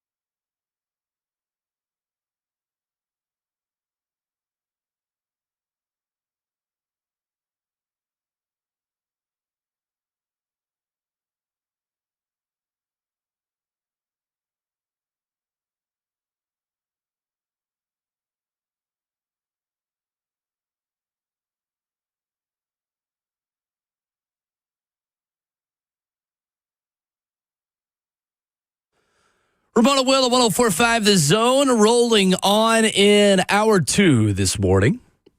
Austin Price at 8:20, Ron Slay at 9:20. Your phone calls at 615-737-1045. Jonathan Jones of CBS writes, I don't see the Titans as pigeonholing themselves into any type of head coach ahead of their search process, saying, I believe previous experience is going to be a plus after Tennessee fired Brian Callahan, but I believe the Titans will still interview candidates who have not previously been coaches, and those candidates' vision for how they fill out a staff will be crucial. If a young coach has veteran coaches on his staff, for example, that would be a boost. Ramon, these are the names mentioned by Jonathan Jones over the weekend. Chiefs offensive coordinator Matt Nagy, former Packers and Cowboys head coach Mike McCarthy, both expected to get long looks, he writes, based off their relationships with Titans GM Mike Borgonzi and president of football operations Chad Brinker.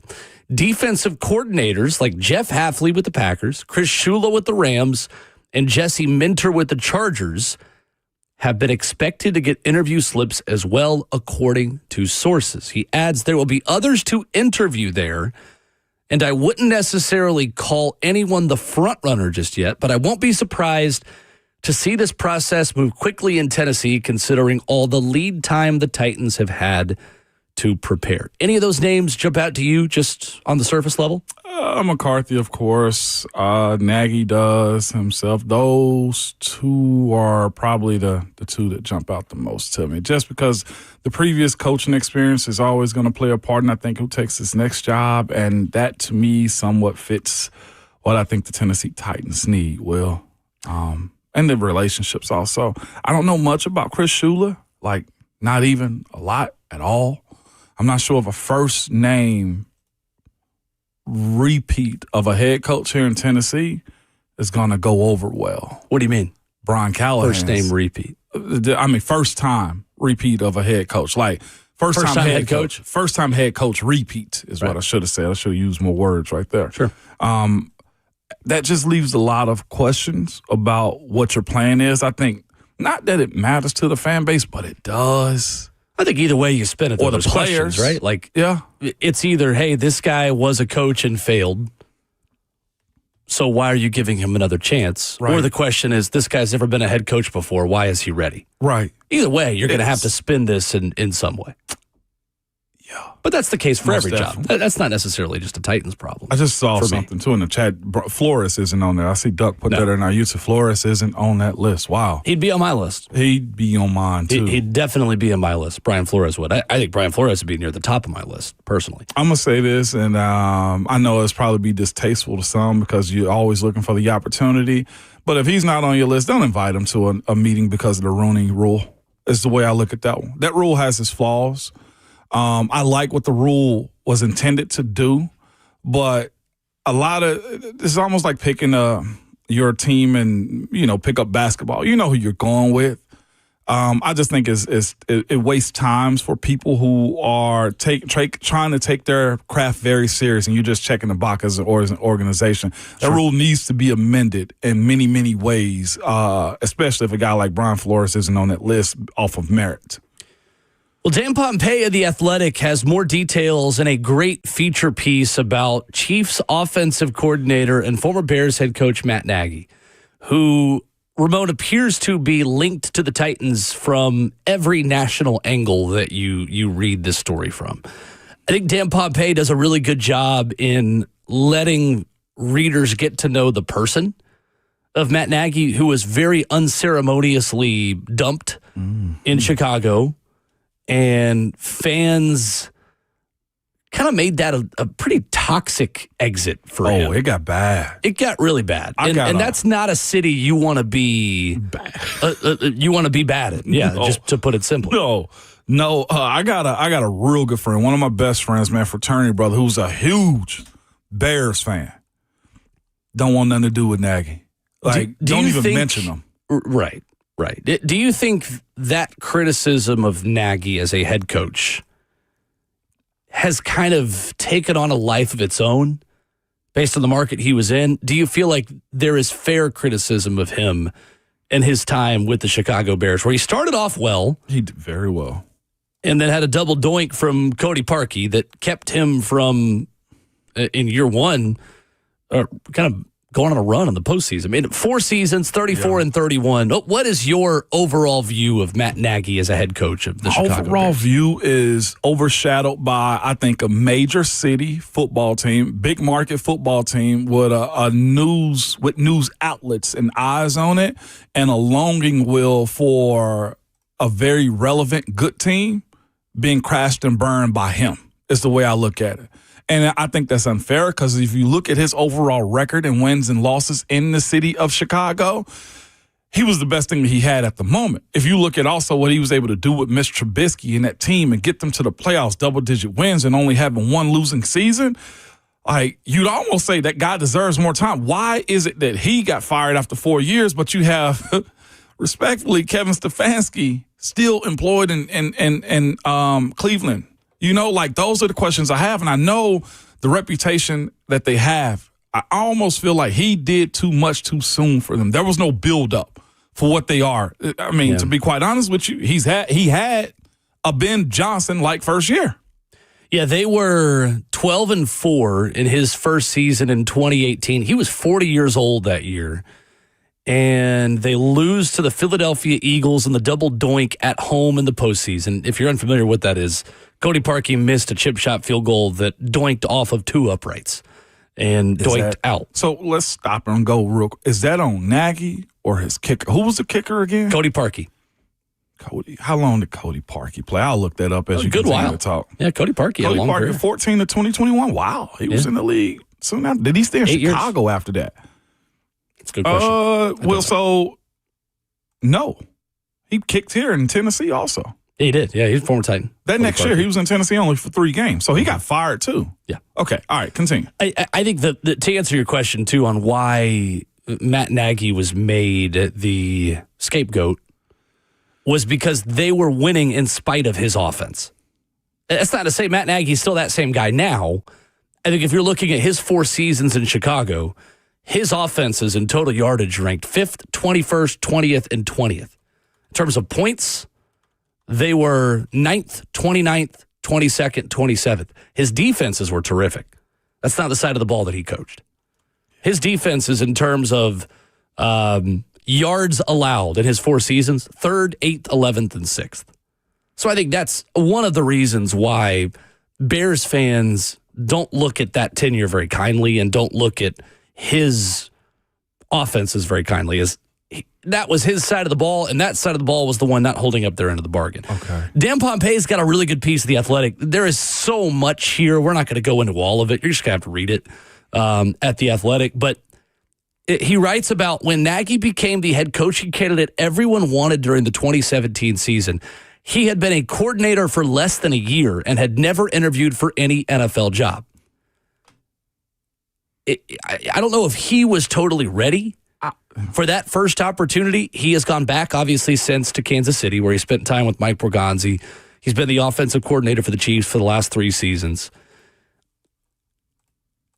How much does association to Patrick Mahomes, Ramon, hurt Matt Nagy as a head coaching candidate? We talked to Steve Palazzolo about that a couple weeks ago. He said, honestly, I'm hesitant to really crown anyone who's associated to Mahomes, because I think a lot of people could have success with association to Mahomes, and in a larger sense to Andy Reid. How much does that matter to you?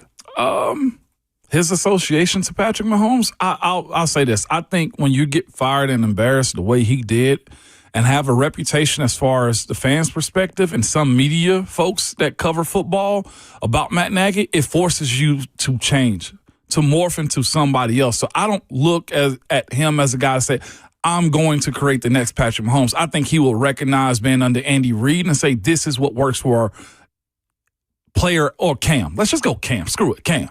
This will work for Cam.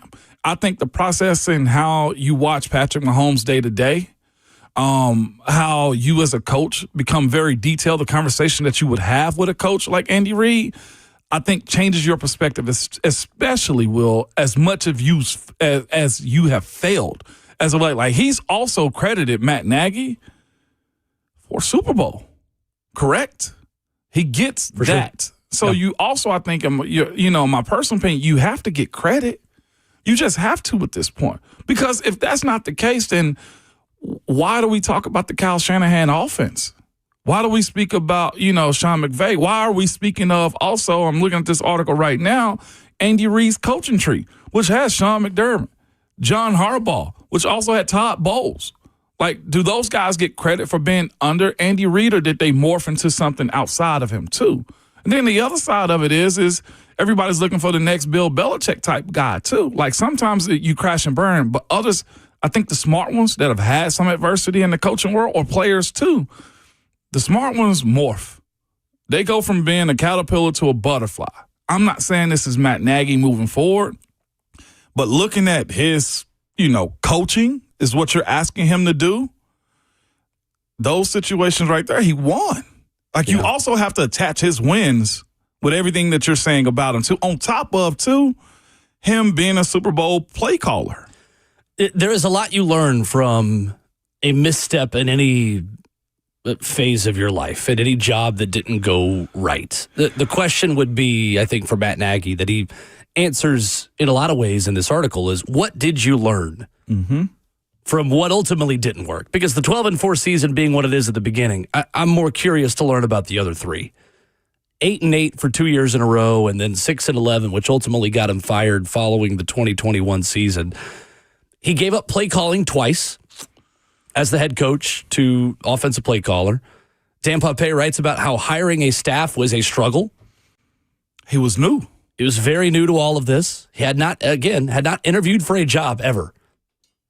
And the first job he interviewed for, he got with the Chicago Bears. He dated also the owners of the Bears too. He brought in, they said in his interview, some pretzels that was also from Lancaster. Yeah, he kind of smoothed them. That's where he's from. Lancaster, yeah, he's PA. from Lancaster, PA.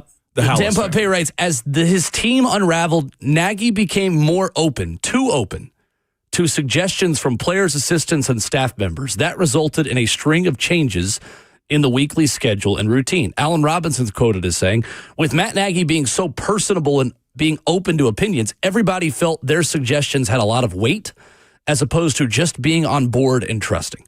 And by that point, a rift developed between Nagy and Robinson. Dan Pompei writes about that. He talks about how his motto through all this was be you, be yourself. And as the pressure started to mount, it was harder to believe in being himself.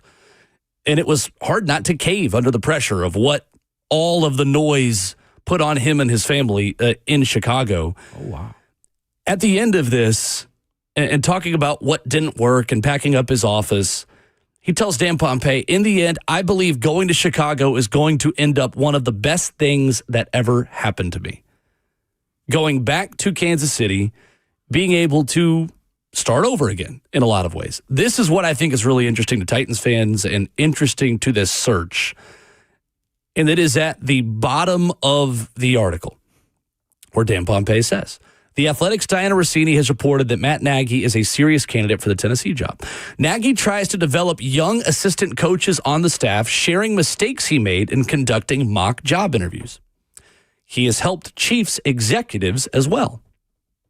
Dan Pompei writes at The Athletic, when then assistant general manager Mike Bergonzi prepared to become a general manager, he and Matt Nagy talked through scenarios and bounced ideas off of one another.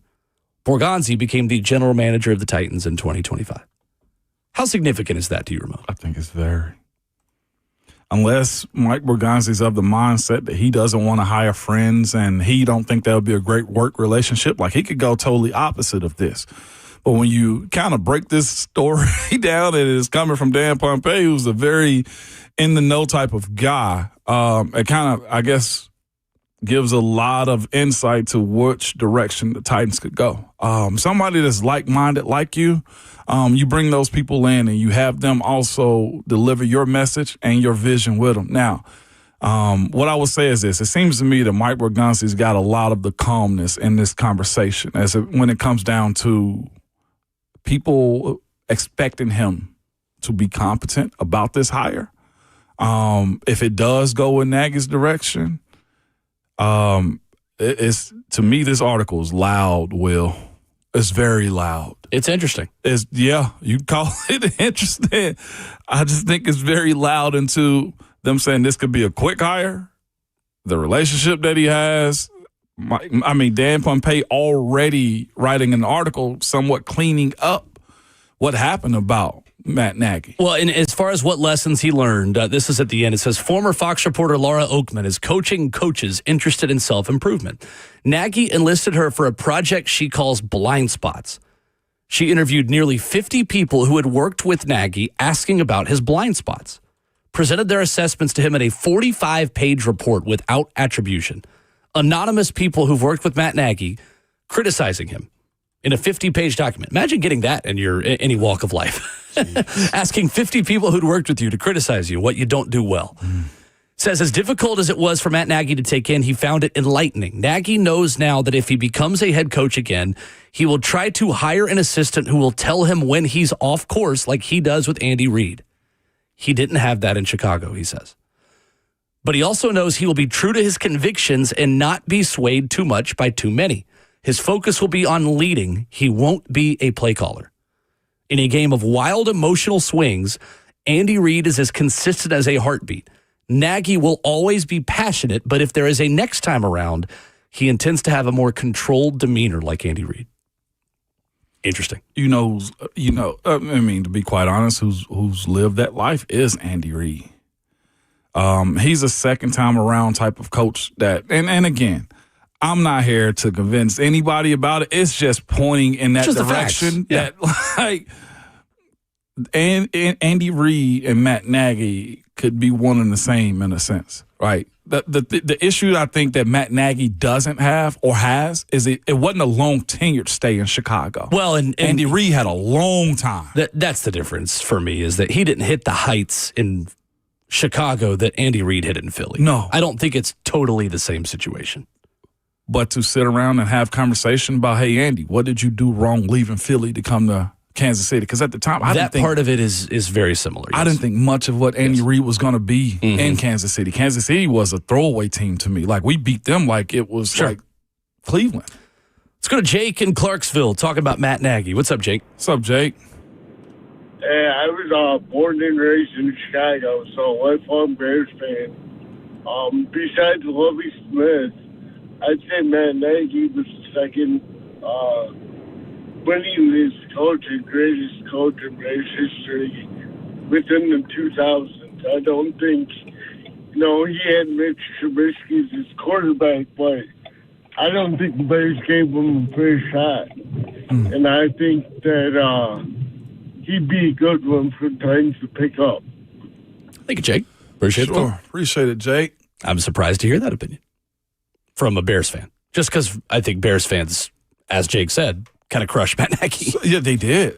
So here's the thing. I think borderline unfairly. We're getting close to the end of the season. Heck, this is the week right here. Yeah. I'd love to know who the fans will want. And I don't think anybody can go at this point. I got to give up to Stefanski. I don't think Coach Tomlin. I don't know if Harbaugh, depending on what happens in this game this weekend. I can't see Baltimore and Pittsburgh now firing either one of them. I don't either. So who's the dream candidate? It's a good question. You can't, at this point, I don't think you can steal anybody without giving up draft picks. I don't mean steal. No, and you're not giving up draft picks. Yeah.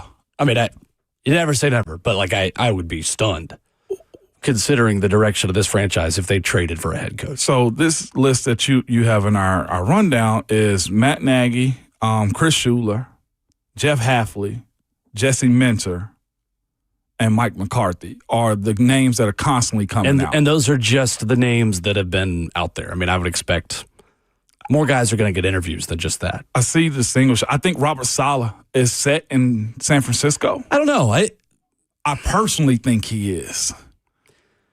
Let's talk more about that when we come back. 615-737-1045. Plus, I do want to ask you what our original topic was going to be this morning before we kind of saw the quote. Zach Lyons tweeted it out, quoting Dan Pompey. I thought it was worth spending a little more time on.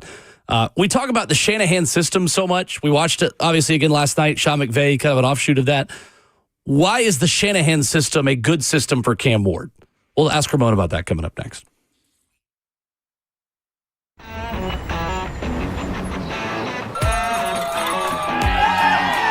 Smashville hockey. Around here, it can sound like a language of its own. But hey, if you can pronounce Demumbrian, then names like Yossi, Shea, and Marchessault will roll right off the tongue. Nashville Predators, only in Smashville. One of the largest sports books east of the Mississippi, Circa Sports Kentucky, is now open. Catch all your favorite games on an 80-foot screen with stadium-style seating and live VSiN broadcast daily. Circa Sports, now open at the Mint Gaming Hall, Kentucky Downs.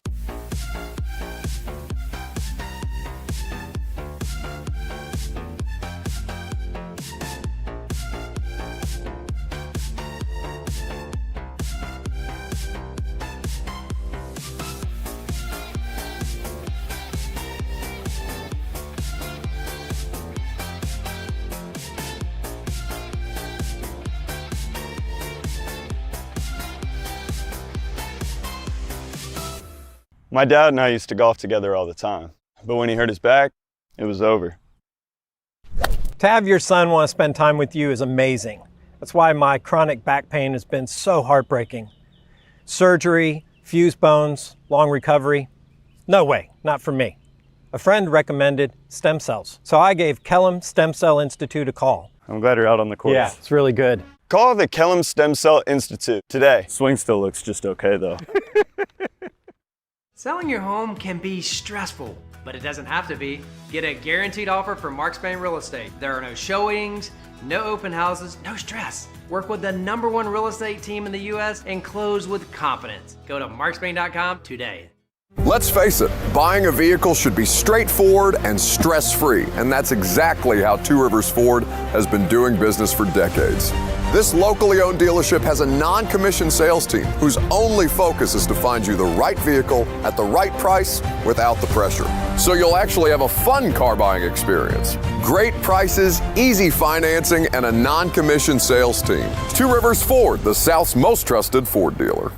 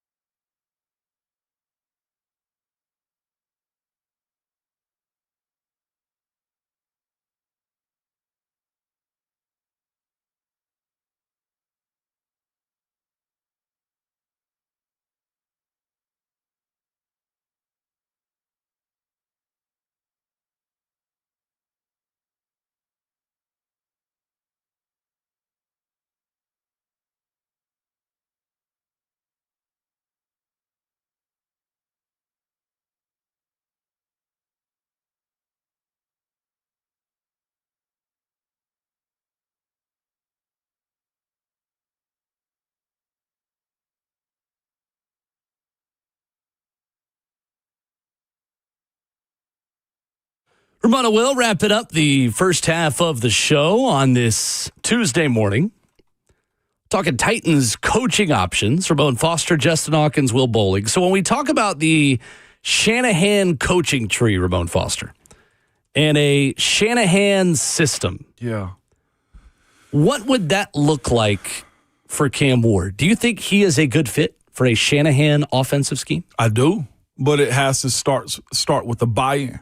I think Shanahan's system gets confused with, it's just a bunch of moving parts and quarterback is free to do whatever the heck he wants to, and that's not the case. Just look at Brock Purdy. Look at others that have played that style before. Heck, I think even a little bit of what Sean McVay is doing right now with Matthew Stafford, in a sense, like that style of offense has different layers. It have different options, 1, 2, 3, and you see those quarterbacks as they're looking down the field hit those things. What it does, it gives you an advantage when you have the talent and you got the athletes to be able to execute that type of stuff. I think it's for a guy like Cam, it gives him direction. It gives him a series of options that I don't think he has clearly in this offense that he's running currently. And with that, you give him the freedom to not just improv, as somebody said yesterday, sound like we're trying to don't get anybody that's going to neuter Cam. What I say to that is, if you look at the way Brock Purdy plays that Shanahan offense, he's got his flats, he's got his second-level guy, and then, bam, down the field, there's Jawan Jennings beating the safeties down the middle for a slant to the house. That's what I think some people see as chaos and just freestyling. It's structure still. And in a lot of ways, it would be a return to what this offense looked like during the COVID seasons at its best, with Ryan Tannehill, Derrick Henry, A.J. Brown, led by Arthur Smith. It's wide zone. It's attacking the edge of the defense of the run game and forcing run support players to declare themselves pre-snap as run support players. It's forcing safeties to come down to the box and be on the strong side of the formation where you've got extra blockers. And putting themselves in the position to stop the run because you are attacking the edges of the defense. So what that does is it forces defensive players to line up in obvious and predictable situations where they're about to play the run. And then you throw it over their heads. As they start to do that. Or you run screens to the backside. That's something that Kyle Shanahan's done a lot with this 49ers offense is his ability to then you run that play action on the wide zone and then you come back and you've got a wide receiver screen to the backside.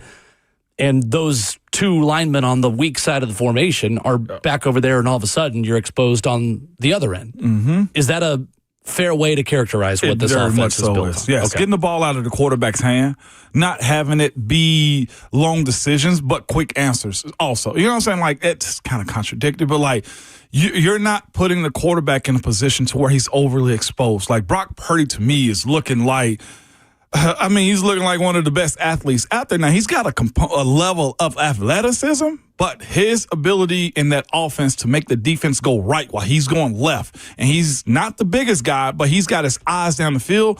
Like, you're freeing him up to see the field, but also giving him options with how that offense is ran. Like, it is, I've said it time and time again, you got to have a certain type, which I think this offensive line is athletic enough to run that style of offense. Each guy can pull and get in space.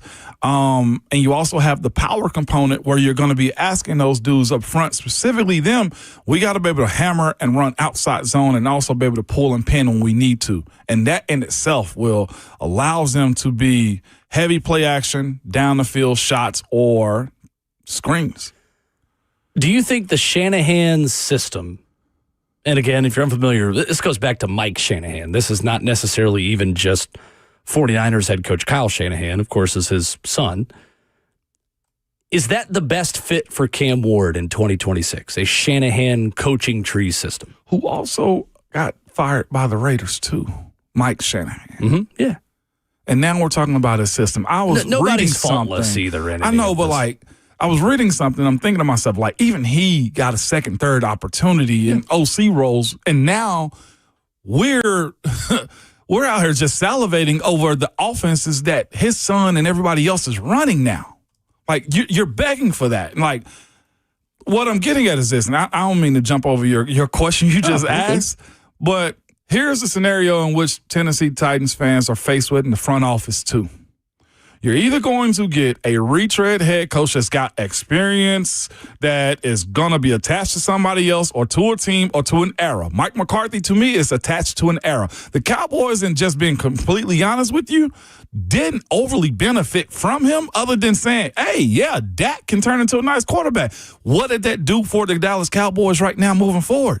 They're still in the same city, not doing anything else. It didn't give them a Super Bowl push. All right, so let's go to Matt Nagy. Reputation is what it is. Some fans love him. I think the majority of his fan base stomach starts to curl a little bit whenever you mention him being the head coach here. So you're either going to get one or two of those types of guys, or Robert Saleh or Brian Flores, maybe, I don't know. Somebody that's been a retread. Or you go to a first-time head coach again and you have these same questions you had about Brian Callahan. Yeah, it's pick your poison's I think a harsh word, but lesser two evils. What, how you're going to feel. And that's where the interview process sets you apart. And how do you answer those questions asked of you? I'm not even complaining about the options. It's just what you're faced with in this year that Ben Johnson isn't available. I think Cam's a great fit in a Shanahan system. He has been really good on play action this season, Cam Ward. 100 quarterback rating, 63% completion percentage, 6.2 yards per attempt, 7 touchdowns, 0 INTs, Ramon, on play action passes this year. You look at other Shanahan coaching tree systems that are being run effectively. Sam Darnold is one with Clint Kubiak there in Seattle.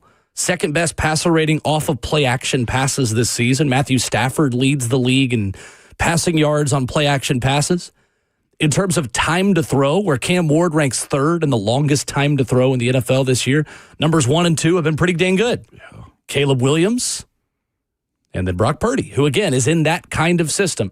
To me, that is the key for Cam, is how do you create a system that allows Cam to be the best version of Cam? And what I mean by that is off script, creating, playing backyard football.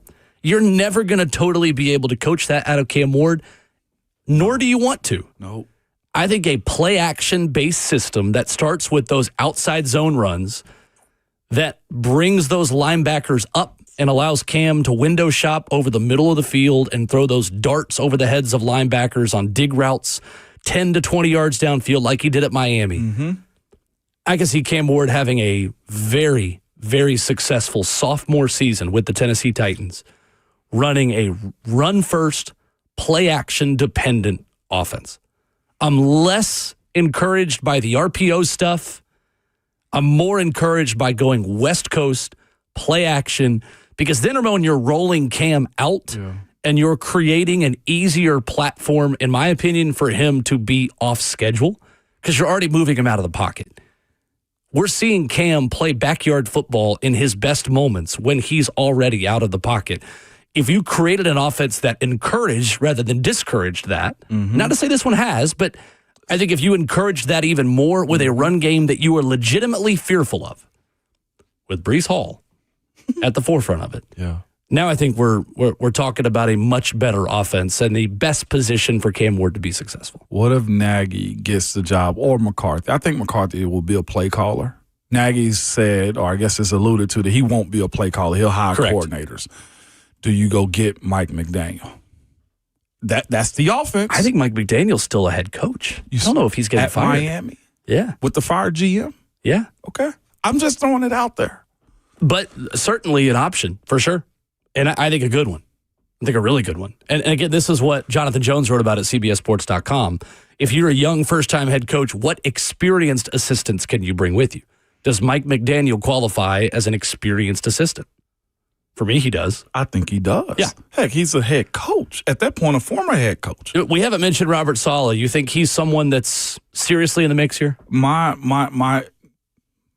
only pushback on that one is he, because he was there, I wonder how close will they get to the Sun, considering his relationship he possibly could have had with Rand, too. The San Francisco 49ers group. That group is big in the NFL, too. Not that it should matter, but I wonder how close to the Sun will they be with what Saleh's involvement could have been with Rand and how they feel about a 49ers-based guy that has some level of attachment, because I feel like we've seen them kind of get themselves out of that boat with his draft picks and, the people that he brought in. I think this year might be one of the last exodus that they have, minus Peter Skoronski. Everybody else is essentially gone. And I know that shouldn't matter, but that in that world of trying to make sure that this is your footprint, not that Rand had anything to do with Salah at all, but I think that conversation or questions would come up, like, or does it just open the door for those type of relationships? 615-737-1045 is our number. I got one for you real quick. We'll do it after the break.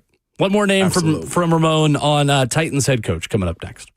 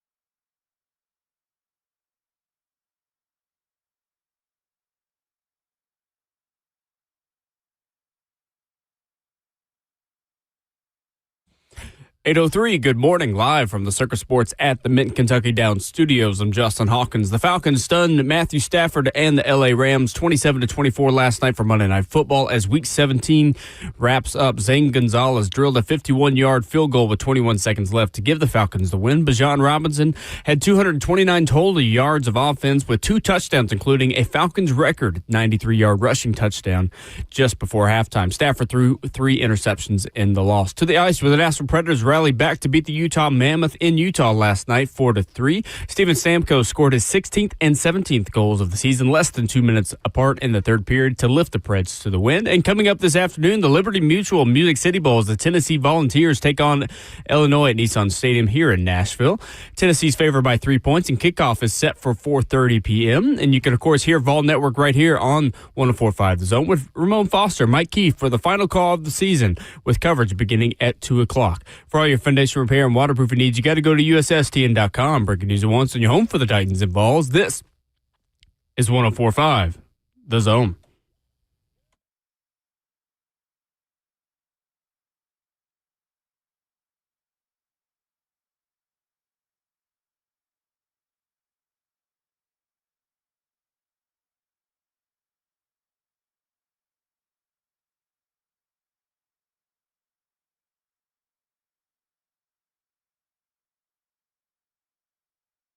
Second half of the show, hour 3, here already on Ramon and Will.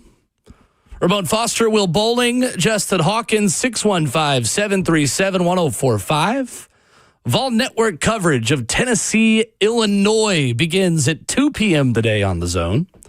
Ramon Foster back in the booth. In the booth. Back in Nissan Stadium.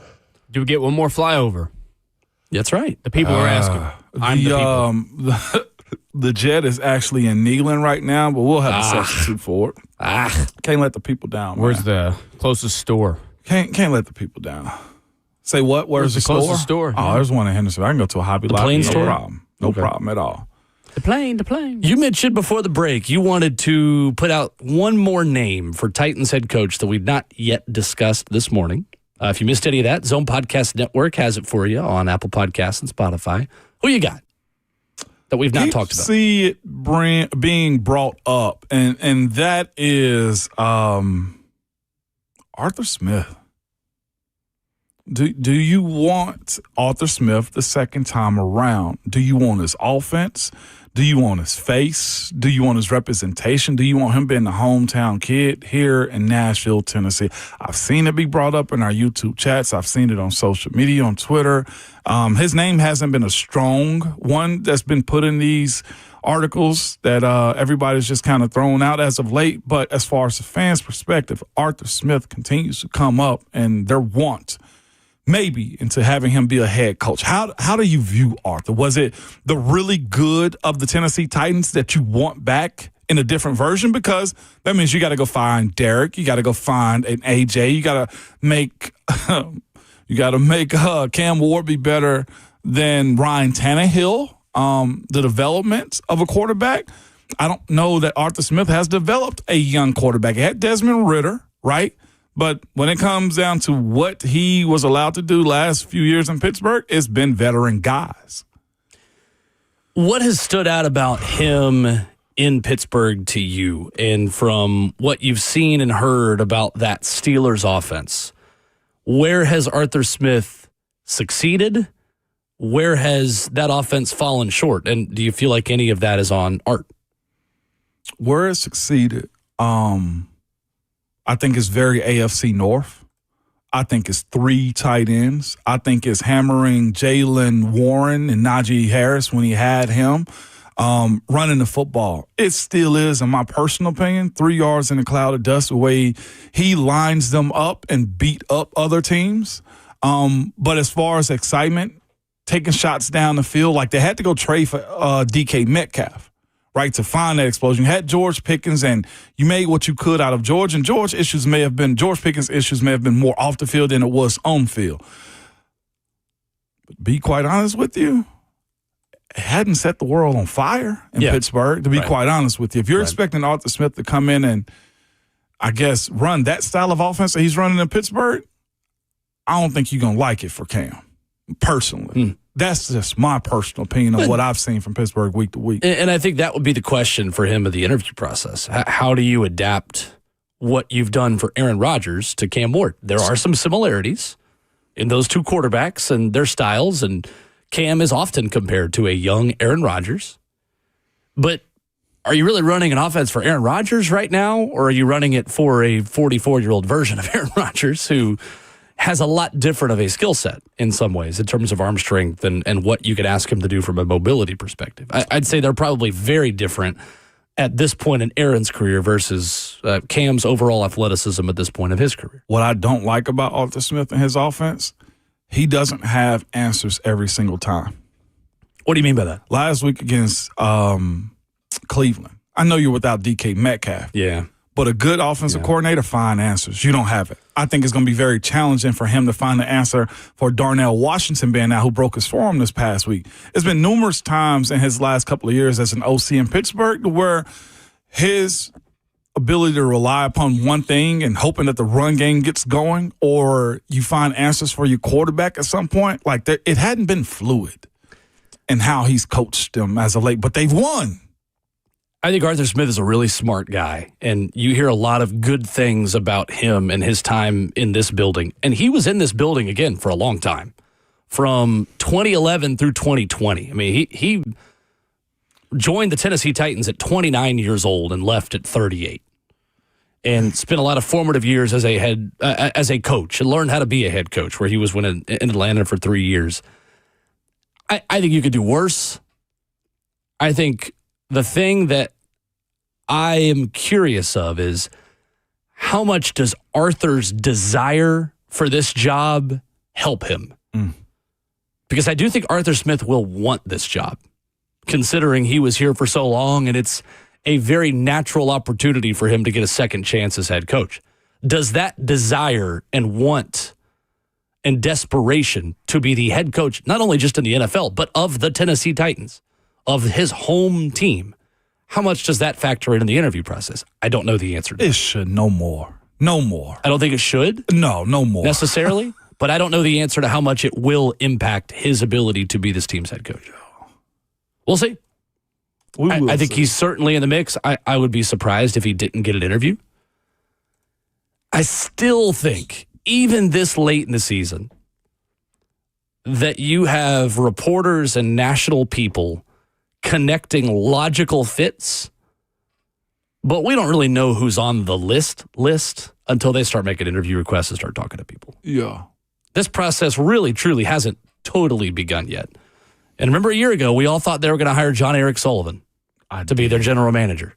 I did. And then they went and got Mike Borgonzi. Yeah. And that was in a cycle where the national folks and local folks, a lot of us, thought, like, well, they're not going to be able to get the top name, but let's see who they can get. Mm-hmm. And they got the guy, Mike Borgonzi, who was seen by many national folks in this business and in the NFL as the name and the up-and-comer in Mike Borgonzi. And so far, he's lived up to that with a lot of the moves that he's made in the draft class that he brought in, finding the now all-time leader in all-purpose yards on day 3 of the NFL draft for a rookie in NFL history. Rookie Pro Bowler. There's a lot of good that Mike Borgonzi's done. Let's see if they go off the beaten path a little bit and can get a top name to now be the head coach for that general manager. We'll see. That's very true.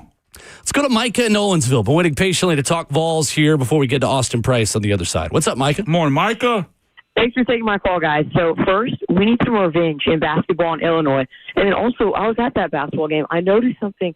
They have these cute little overalls. They're like the team version of ours. And, I mean, it kind of showed it was like, we're their big bro. So we need to give them some belts today. Also, they did this little chant where it's like, they do like ILL. It sounds like a coping mechanism. So maybe change your chant, Illinois. Not great. We're going to put some belt on Illinois today. This is our Music City Bowl. Yeah, Micah. Thank you, Micah. I love how his voice has changed already, too. We are listening to Micah grow up in front of our very ears. Literally. Micah said we need to put some belt to him. That's my dog. On that note, coming up next, VolQuest's Austin Price, a game day visit, talking Tennessee football after this.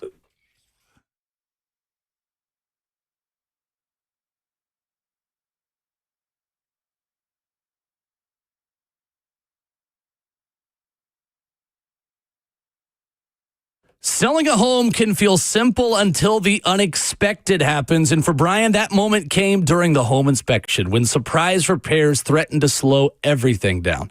That's when Bernie Gallerani Real Estate really proved their worth.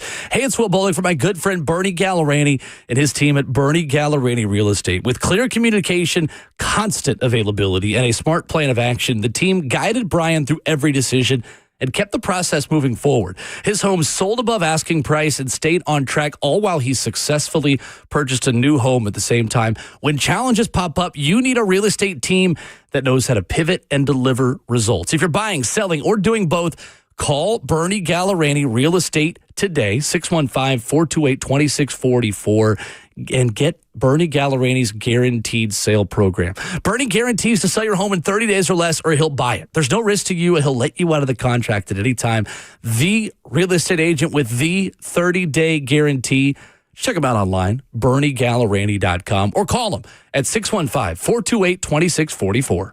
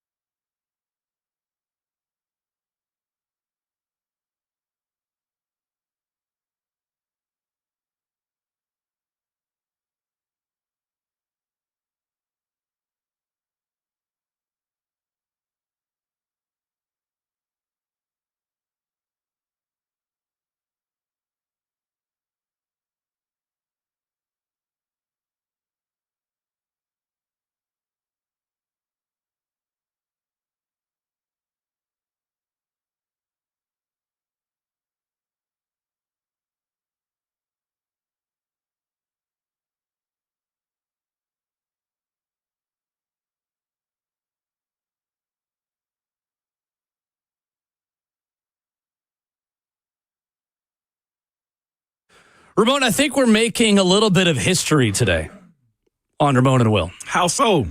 I think that right there was the first time the glass has broken on this show to talk with Austin Price on a Tennessee football game day.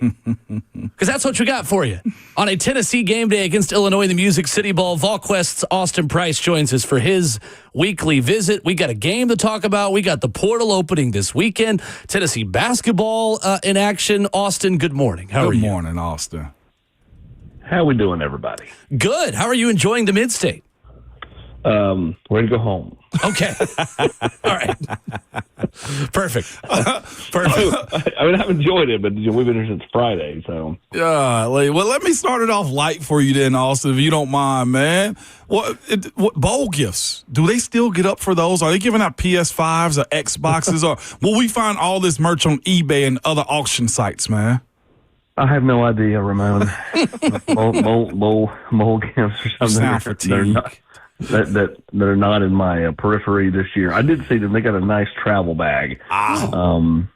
But outside of that, I don't know what all was in it. Man, I miss the old days of fossil watches and all those types of things. Watches. I don't think they care about that anymore. They get hundreds of thousands of dollars. Yeah, right. That's the answer I was looking for, Austin. We got to bags it of now. cash before the bowl game. Re-signings is what they look forward to now in bowl season. That's right. Austin, is there a player you feel like has the most to gain today in the Music City Bowl?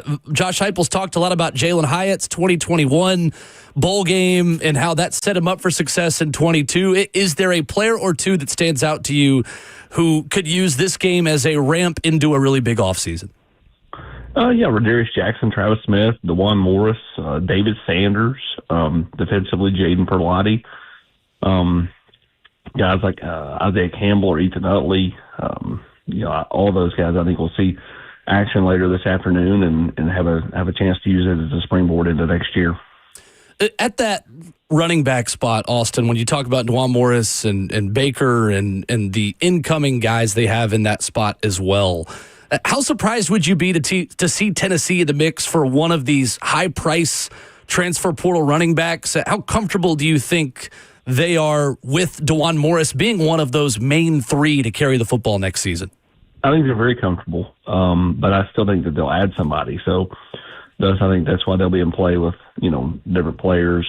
Cam Edwards, obviously, Hollywood Smothers is somebody we've talked about on VolQuest that I think, very well could end up visiting Tennessee when the portal opens up later this week. So, I think they're very comfortable with DeJuan. They love his progression, which is why you've seen him get more run at Florida, more running at Vanderbilt, and probably more run today. But at the end of the day, they have to have more than 3 running backs in the room. So I would say that they will definitely add somebody out of the portal because they didn't sign one in the recruiting class. Austin Price with us of VolQuest and On 3 today. Austin, when you look at the role that Ethan Davis can have today, man, and moving into next season, what's the expectation for him, man? Because he's such a unique athlete at that position. I mean, I think his role will continue to grow. It's gotten bigger as the season's been along, especially with Kitselman going down. And it certainly feels like he started to find his stride as a player. And so they're going to have a nice little room with Deshaun Brame, Jack Van Dor Slayer, and Ethan Davis heading into 2026. And I think that's one room that they don't even think about bringing somebody in out of the transfer portal. They're very comfortable with what they have coming back. No doubt. Also, just looking at this matchup with Illinois, what stands out? What goals do you think that Heupel and his staff are trying to accomplish today? And probably starting with stopping the run if they can, right? Win. Perfect. Win and win.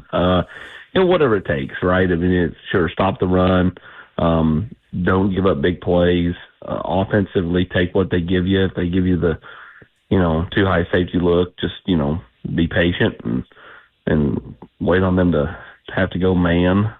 Probably run Deshaun Bishop a lot and try to have success that way. But at the end of the day, just win. I mean, you're trying to get some of your young guys some run, but at the end of the day, you want to win because it's kind of like the Florida game, except for it's not as okay. So it's one of those games where if you win, oh, yeah, it's okay. Who cares? You win. And if you lose, oh, my God, I can't believe you lost, right? So, it's very, very little reward for a game like this. The Florida game was similar in that, you finally won down there since 2003, and everybody goes, oh, yeah, they were terrible. Of course you won, right? No, celebrate the win, right? You won the football game. So that's kind of the way this thing feels. Austin Price of AllQuest, our guest this morning on Ramon and Will, as he is every Tuesday at 8:20. Pete Nako said the connection out there, Austin, between Tennessee and UNLV quarterback Anthony Colandrea, formerly of Virginia, ran for almost 700 yards, over 4,000 total yards this season. How strong of a connection at this point, Austin, do you see between Tennessee and Colandrea? Not one that's real strong. I'm not saying that he can't end up being the guy Tennessee takes out of the portal, but I don't think that's the avenue Tennessee wants to go right now. I think a lot of that's agent-driven.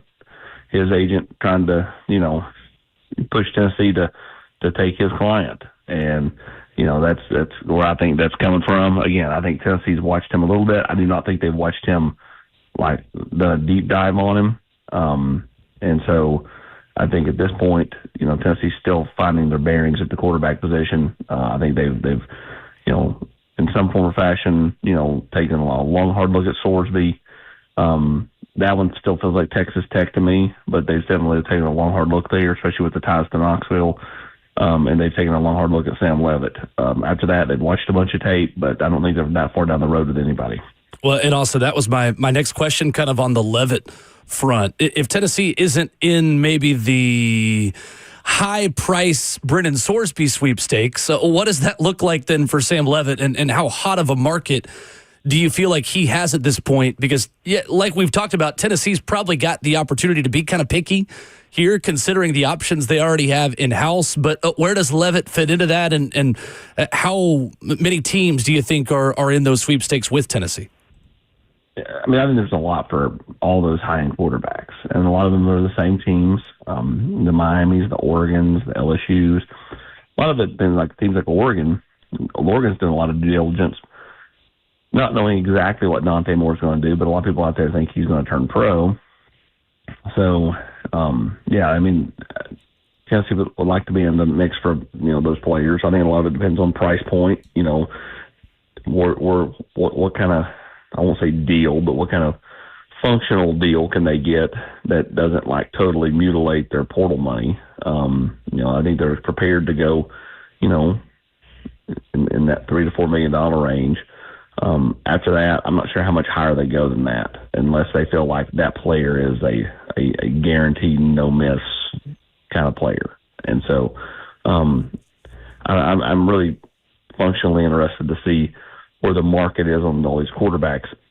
We all know, what number was thrown out there for Sorsby, but was that so high because Texas Tech was involved and they're over there just, writing blank checks?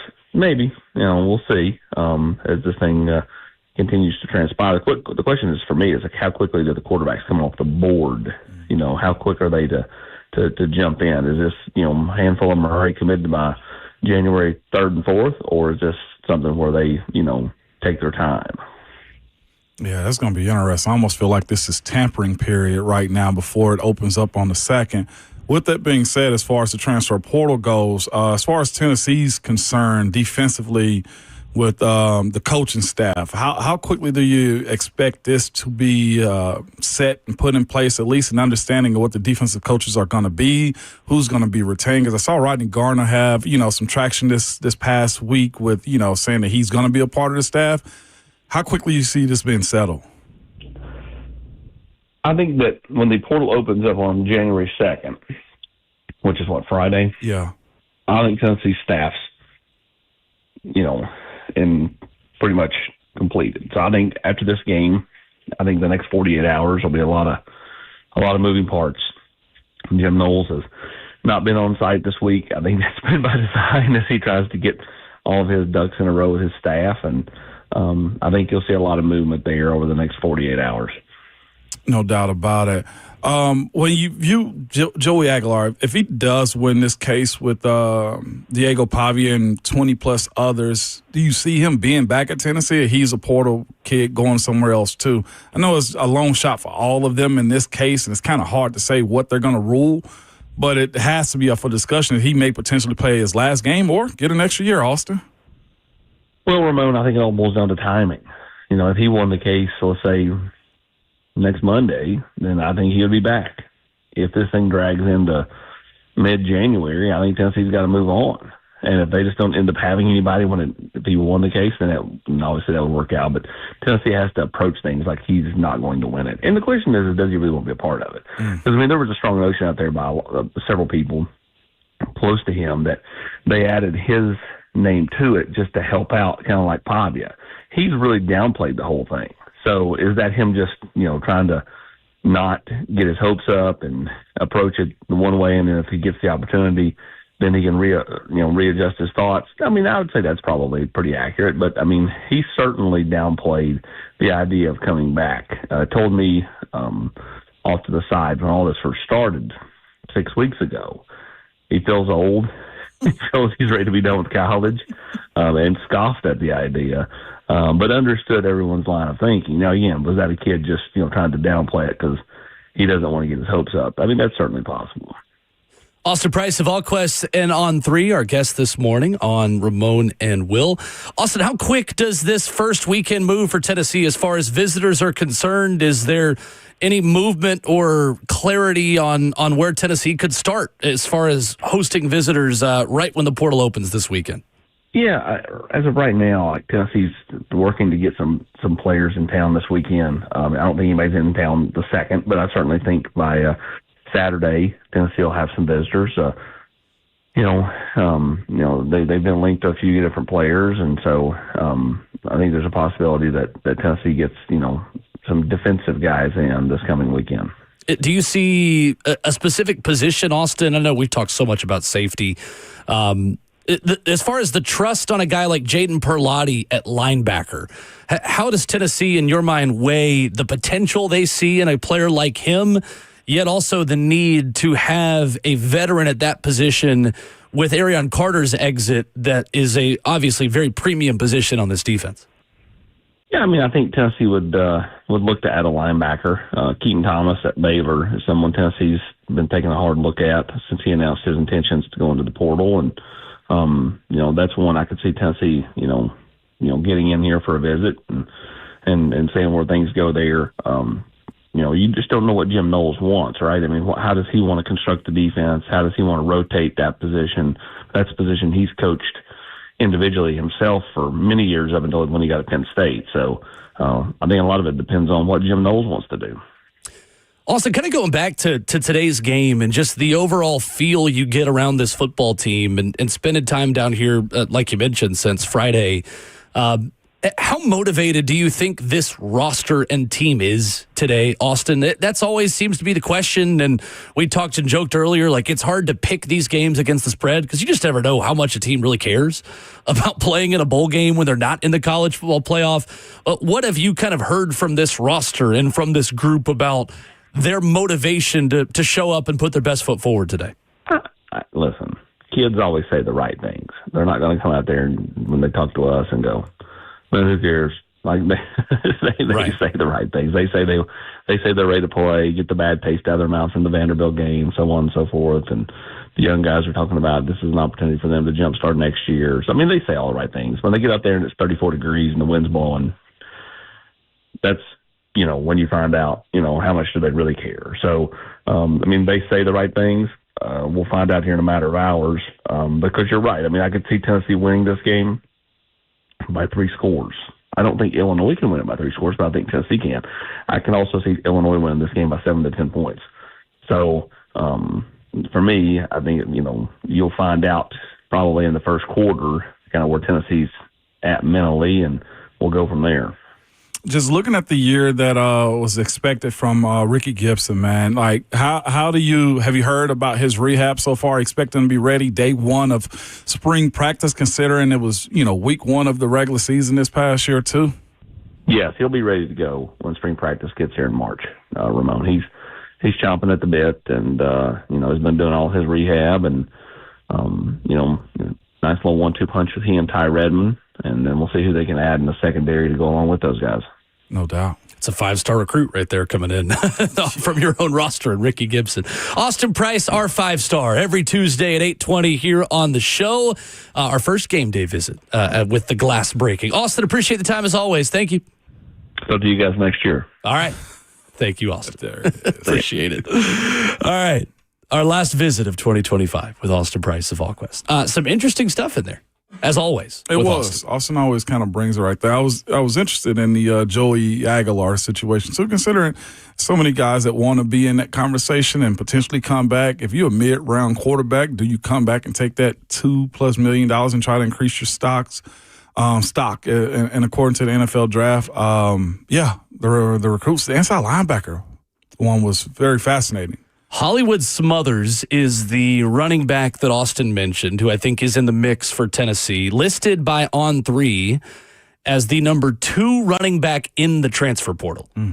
Only Caleb Hawkins at North Texas ranked better than Hollywood Smothers from West Charlotte, out of Charlotte, North Carolina.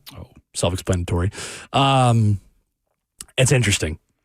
Yeah. Hollywood Smothers is not coming in to be your running back 2, Ramon. Name, man. Hollywood Smothers is coming in to be RB1, in my opinion, if he's a part of Tennessee's running back rotation. And that would kind of put Deshaun Bishop, in my eyes, back to 1B. He's 5'10", 190. I'm seeing him right now. So he's more of a scat back speed guy on the edge. I remember him from the game last year. Yeah. He is a bright spot for them in a disappointing season. I like him a lot. I like him a lot. You like those NC State guys, man. Well, no, I like him. I mean, him and Concepcion are about the only ones that there. And Justin Jolie, the tight end, who's going to be an NFL draft prospect this upcoming offseason, I think. But he will test the NFL draft waters as well, Hollywood Smothers. But Hollywood Smothers, Keaton Thomas, the 2 names that Austin mentioned. How do you feel about the Sam Levitt connection there? Austin mentioned in Tennessee may be able to go up to the 3 or 4 million number. That's fascinating because when you look at him, I kind of view him in that same conversation of like a Nussmeier type of dude. Like, I don't think a whole lot of Sam Levitt. I just don't. Really? Yeah, why not? Not because what is his level of proving that he can do it? Like, and in this offense, how eccentric can he be? I don't know if this offense fits him. I like him in a role to where he can compete for, but just actually giving it to him. It's the number 3 quarterback in the portal. Oh, yeah. Or number 1 quarterback in the portal, according to On3. Number 3 player in the portal. I'd love to see what his number's going to be, and also how would he look in that style of offense. Tough, I get it. I think that's going to be an expensive range for Tennessee. I mean, in 2024, at Arizona State, he completed 62% of his passes for just under 2,900 yards, 24 touchdowns, 6 interceptions. Only threw 3 picks this year in 7 games. Completed 61% of his passes for 1,600 yards and 10 touchdowns. I'm intrigued by it, but On3 got his NIL value at 2.4. I think that's just value. He probably gets upward of over 5+. I think so. I don't get my hopes up for nothing like that. Again, the question I think that Sam Levitt's going to have to answer is it worth taking a little bit less to play for Josh Heupel, to play in this system? That's a harder question to answer when coaches with similar track records of developing quarterbacks are offering more money. Yeah. I don't think Tennessee needs to go over $5 million for a quarterback. No, I think there are more pressing needs on this roster than needing to get an elite traitsy quarterback. At that point, I think you ride with George McIntyre and you build up the rest of the roster around him. That's kind of where I've been. That's why I say, like, I get it. The game has changed so much. We talked to Austin last week about this exact same topic of, why don't you just go with the guys that you just brought in? Well, if that's the case, respectfully, you run into, I say in our chat, develop your recruits. That's fair. Yeah. I don't think that happens at the quarterback position as much as we want it to. There's only one guy in this cycle right now, top-tier quarterbacks that's at his same school from the recruiting class 2-3 years ago, and that's Arch Manning. Right now, Dylan Raiola, so did Nebraska not develop him. Florida didn't develop DJ Lagway. Quinn Ewers didn't get developed by Ohio State. All right. Julian Say in Alabama. Fernando Mendoza. It's Diego Pavia. This will be my last time having this conversation about this topic because everyone's getting transfer quarterbacks. It's just not that. Most starting quarterbacks are leaving. I thought Bo Pribula at Missouri was a one-stop. He's now in the portal again. Might go reunite with his old head coach, James Franklin. There are two top 5 transfer portal players right now from North Texas. Yeah, Drew Mestamaker and running back as well. Caleb Hawkins. Yeah. They go join his head coach, Eric Morris, at Oklahoma State. So what do you do in these types of situations right here? You go and you pick and you post the same way as NFL does in free agency. There should be at this point now, New Year's night, tampering news the same as the NFL does at this point, as far as free agency goes. Except the tampering period is just if it's a day on the calendar. If it's a day that ends in Y, it's the tampering period in college football. That's a fair question. In college sports, not just football. Some of us, why do you recruit the 5-star quarterback now? Always got to have one. What if your guy goes down and you need somebody like Trinidad Chambliss to step in? Because Ohio State won a national title with Cardale Jones. You always want another quarterback. Because you do is the answer. Yeah, you always need a quarterback every year. And the 5-star quarterbacks are the high recruited or the high rated quarterbacks. They also do bring in other players that you do get the opportunity to develop. Developmental players are James Pierce Jr., right? Josh Joseph. We're watching right now, David Hobbs, Jaden Perlotti. You're getting these, Ty Redmond. Yeah. Right? Of the teams playing in the college football playoff this weekend, let's go down the list of where their quarterbacks came from. Carson Beck at Miami came from Georgia. Julian Saint at Ohio State started his career at Alabama. Dante Moore at Oregon started his career at UCLA. Baron Morton at Texas Tech is a little bit of a unique circumstance because the rest of the team was brought in the transfer portal, so he could actually stay homegrown, which, again, that's the model Tennessee might go with. Build up the rest of it. Keep your quarterback in-house. Alabama and Ty Simpson, that's a homegrown recruit who almost transferred and has gone on the record saying Nick Saban talked him out of it. Fernando Mendoza started his career at Cal. Trinidad Chambliss was at Ferris State. Gunnar Stockton, homegrown. The vast majority of playoff teams have transfer quarterbacks. This is not a Tennessee problem and their inability to develop guys. It's just kind of what you do now. When you can always be old at quarterback, it's hard to say no to that if the price is right. It's the same thing the NFL is going through right now with looking at Sam Darnold. I've heard Cam Newton having a conversation. I know we're up against the break. Cam Newton was having a conversation about Baker Mayfield, Sam Darnold. There's a whole list of quarterbacks that have, retreaded themselves and gotten better as they got older. Right now, Seattle Seahawks are benefiting from that. Heck, at this point, the Rams are. Matthew Stafford matured going to L.A. The last time the Titans were in the AFC Championship game, they took a quarterback the Dolphins had developed with Ryan Tannehill. This is not even just a college thing. If you have the ability to always be old at quarterback, there's a lot of value in that. You know what? At certain key positions, there's that also at the offensive line that Vanderbilt benefited from it. Vandy was a bunch of grown men this year. And you saw the difference when they played the youngest team of the SEC in Tennessee in Week 14. You saw what happened. Vandy kicked them around. We have to condition our thinking around what college sports is and what recruiting has turned into also. Absolutely we do. Recondition. It doesn't mean you can't develop high schoolers if you go get portal guys. It's just the way it works now. Coming up, Cam Coleman in the portal. Some other QB intel. We'll dive into the headlines of where big names are expected to land in college football, including the big name and the number one player in the portal who entered it yesterday, coming up next.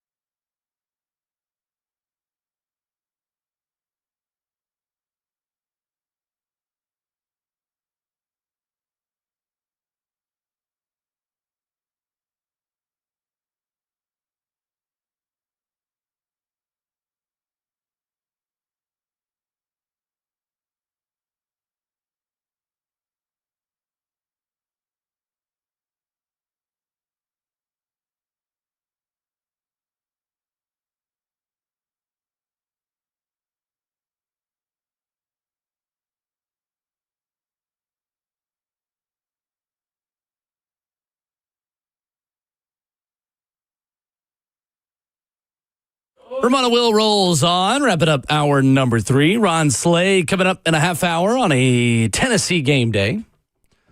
Ramon Foster, Will Bowling, Justin Hawkins, 615-737-1045. Auburn wide receiver Cam Coleman is going to enter the transfer portal, and there are 2 names who are clear early schools to watch, Ramon. I'm a little surprised Alabama's not on here. But Texas and Texas A&M are the early schools to watch. Texas and Texas A&M, no LSU in that conversation? No. Yet? No. Oh. Apparently, the important part for Cam Coleman is an established starting quarterback being in place. That makes sense. Texas and Texas A&M have both. He's going to Texas. With Arch Manning and with Marcel Reed. Marcel Reed threw for 3,100 yards. Arch Manning, 2,900 yards. Obviously, the extra game for Marcel Reed compared to Arch, who was on a team that did not make the playoff, despite beating their rivals in A&M. Aggies are losing Casey Concepcion to the NFL draft. Texas is losing its second leading wideout in DeAndre Moore Jr.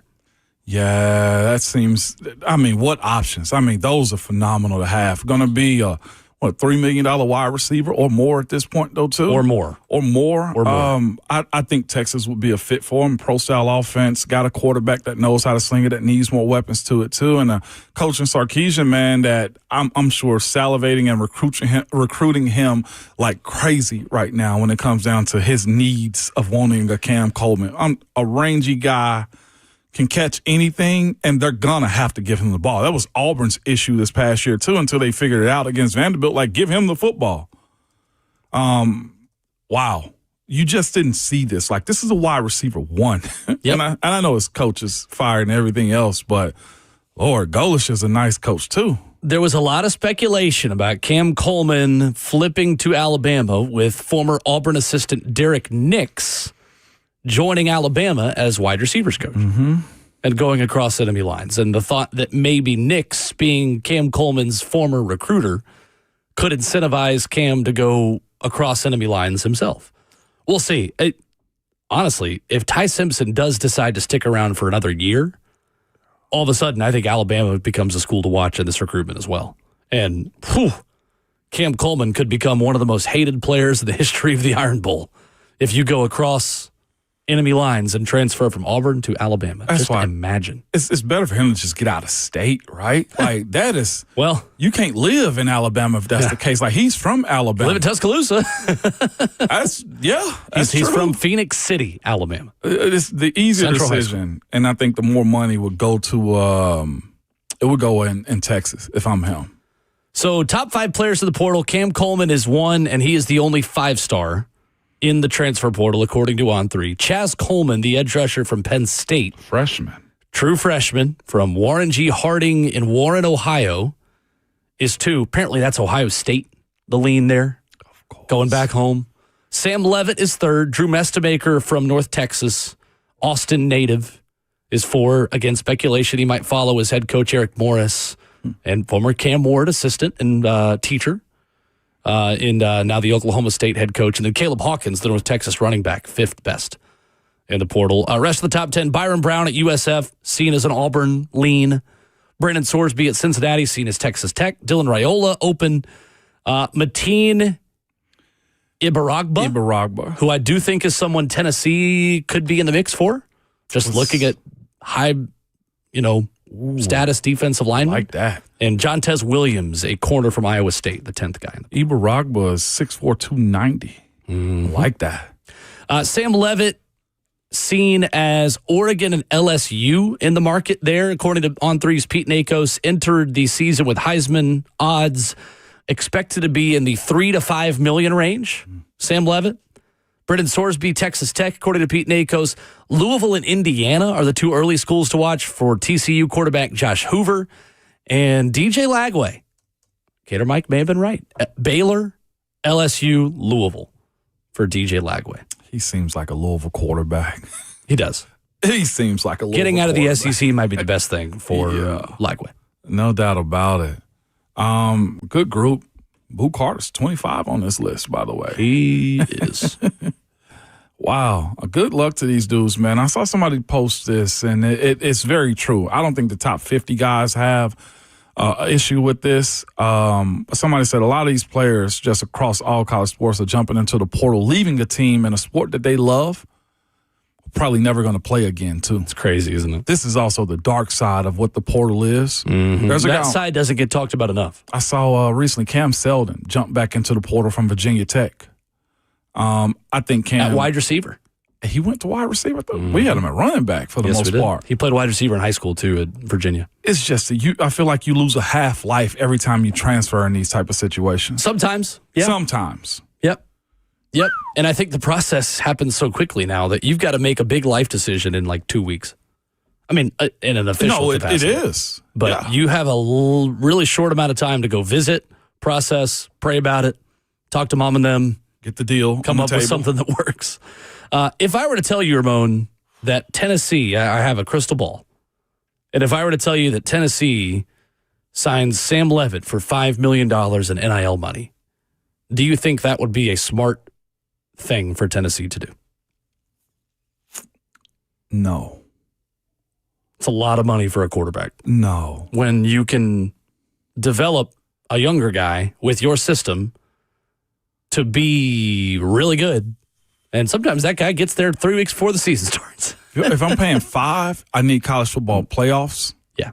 The offensive line mostly is coming back. 100%. I give them that. Wide receiver. So defense is the question that you have. How quick will that side of the ball pick it up? Like, you got to be, I feel like, more complete the way Miami was to spend that type of cash on a quarterback is the way I look at it. I'm not sure, and there's so much that can change in the offseason, free agency for college teams moving forward, that you could have that conversation. I just don't think it's smart.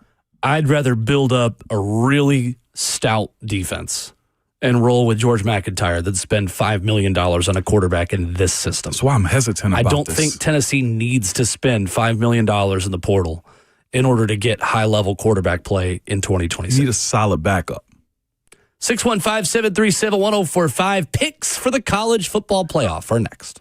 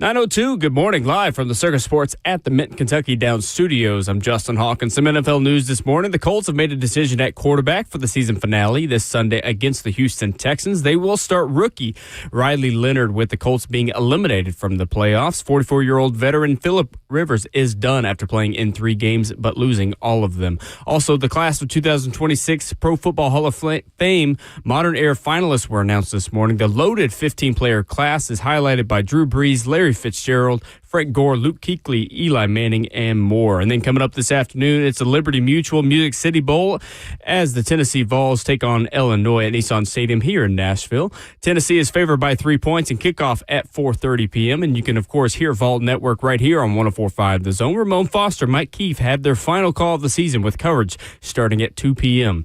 For all your foundation repair and waterproofing needs, you got to go to USSTN.com. Breaking news at once on your home for the Titans and Vols. This is 104.5 The Zone.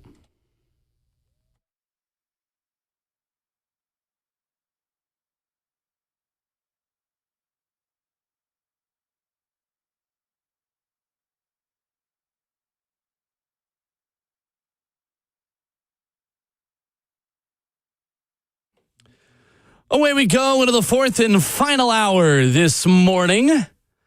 The final hour of this show that Ramon Foster will be on in the year 2025. How about that? Yeah, who would have thought? We're at the end of the year, dog. It is a long day for you, so I appreciate you being in here this morning on a Tennessee football game day. It's the job, man. I'm actually glad that it's here in Nashville. I personally, respectfully to the bowl committee, I did not want to do Jacksonville. The hotel accommodations was just bad. The city just in general. Then we had to fly out like the day after Christmas too. Really and gets me excited to head down there this weekend. Appreciate that. Listen, there's I'm kidding. one restaurant I think that's worthy of going to. Although I did have a good taco place there too. I could send you that recommendation. Okay. It was really good. That would be great. But I actually like that it's here in Nashville. Yeah. And again, it's an opportunity to play. It ain't the CFP or anything like that. So as Austin said, go win. Absolutely. We opened the show with this, but for those who were not awake yet, who is the player that has the most to gain today for Tennessee in the Music City Bowl? Rodarius Jackson, as I said. Wide receiver. Filling in for Chris Brazzell, who is opted out and is headed to the NFL draft. Chris Brazzell, that's the biggest part of it for me. Like, I remember bowl practices. We didn't get that opportunity to play because we burned our red shirt back in the day. But having a guy like him that can fill in and for a guy that's opted out, he knows the offense. He's played some too, and he's exactly what you want. Young, very talented. We heard this when he came out of high school. Like, he was like, no, coming out of Memphis, he going to be all right, and this is his opportunity to show it, man. Even if he only getting 50 yards, like, show the competency of running the offense and being able to catch. And of course, it's going to be in the 20s or 30s today too, man. Show that adversity, getting through it, and making a play. All you need in this type of situation for young guys is the ability to show splash. And that's kind of what I want to see from him.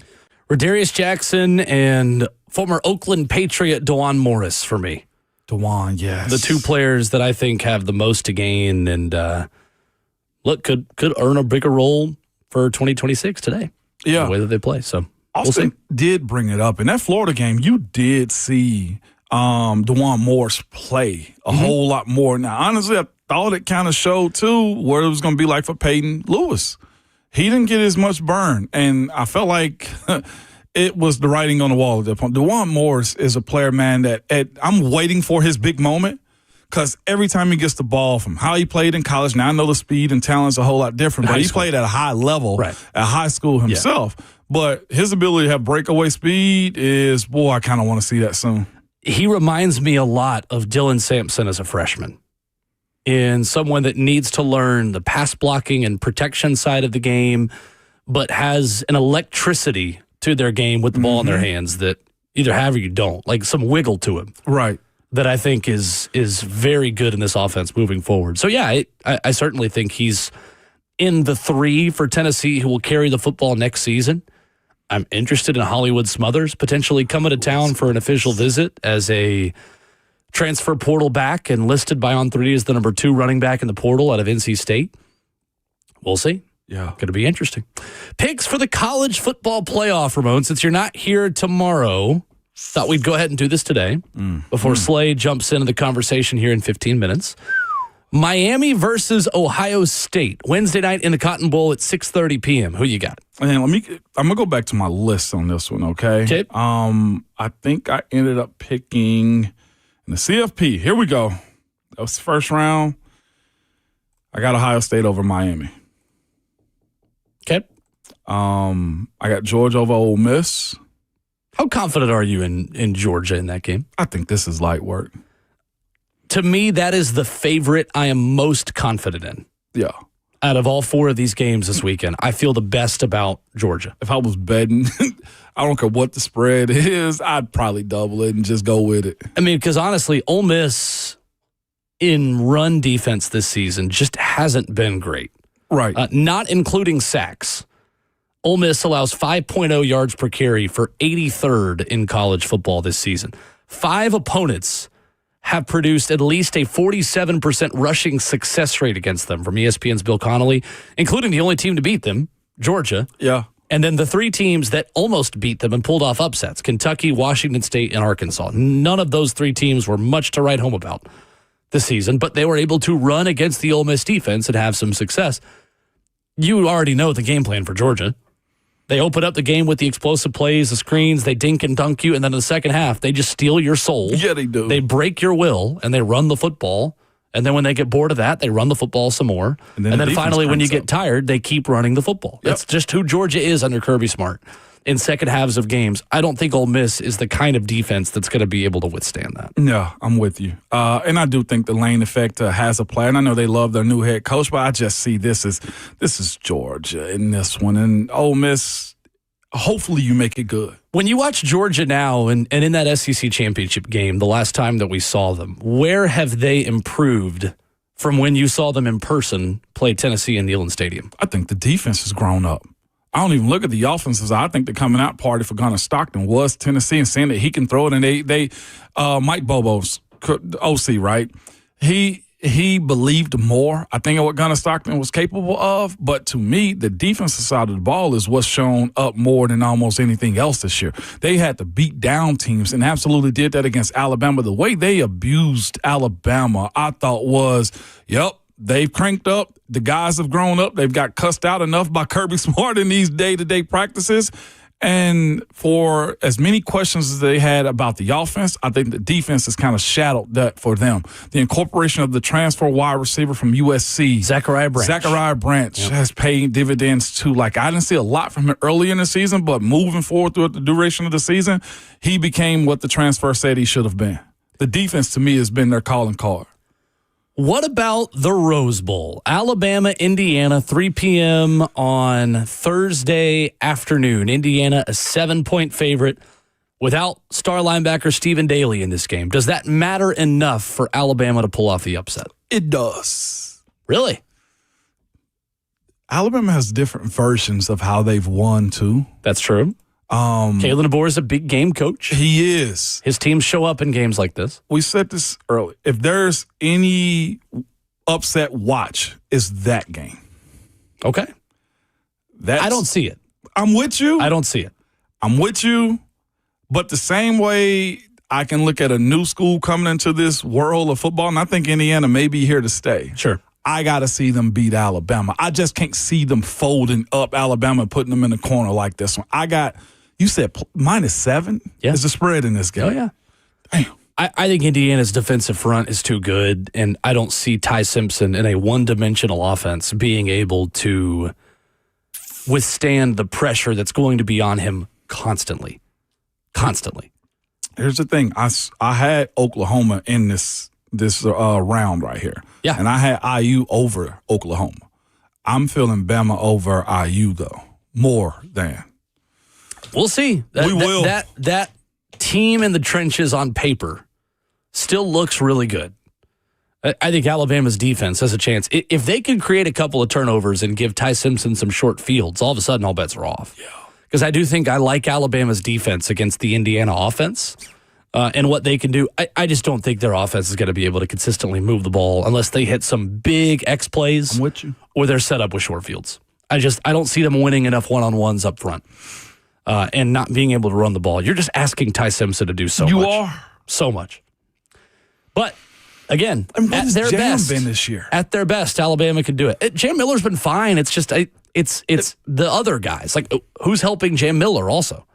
You're asking him to do a lot. No other player has shown the ability to consistently run the ball. And Jam Miller's not been insanely good. He's not been incredible. He's been fine. It's just crazy that just fine at running back is the new standard at Alabama now for 2 straight seasons. And this is an elite, supposed to be offensive line. Supposed to be, yeah. Yep. And then the other game is the one that starts off Thursday. Orange Bowl, Oregon, Texas Tech. I got Tech over Oregon. I'm riding with Hawk on this one. Well, not necessarily. Hawk picked the over, didn't you, or the under? No, I picked Texas Tech. I picked Texas Tech originally. Yeah. I believe in Plus that defense. And that's kind of where I'm standing on in this series for most of my picks anyway. I believe in what Tech's defense and their talent also possesses. The quarterback play, as you said earlier, is problematic for them, but I think that defense has enough wiggle and explosiveness to kind of get to Dante Moore. So you'd have Ohio State, Georgia, Texas Tech, Alabama as your 2 matchups in the semifinal. Yeah. I think Oregon wins that one. Yeah, there's a lot of red. I think Oregon wins that one, but again, I'm trusting them to be something that they've not been all season, which is healthy on offense. Yeah. And Dante Moore rising to the occasion. Still a young quarterback that's not played a lot of football on a stage like this. Baron Morton is experienced, just not in games like this. I just don't trust Baron Morton. And this goes completely against my first bracket. I had Texas Tech over Indiana and Texas Tech over Ohio State in the championship game.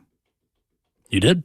Originally. Defense wins championships in that way. Boy, could you imagine the ripple effect on this sport if Texas Tech buys a national championship? A non-traditional. All of a sudden, those prices for Sam Levitt and Cam Coleman and some of the edge rusher, really edge and offensive line is what they're really invested in. Yeah.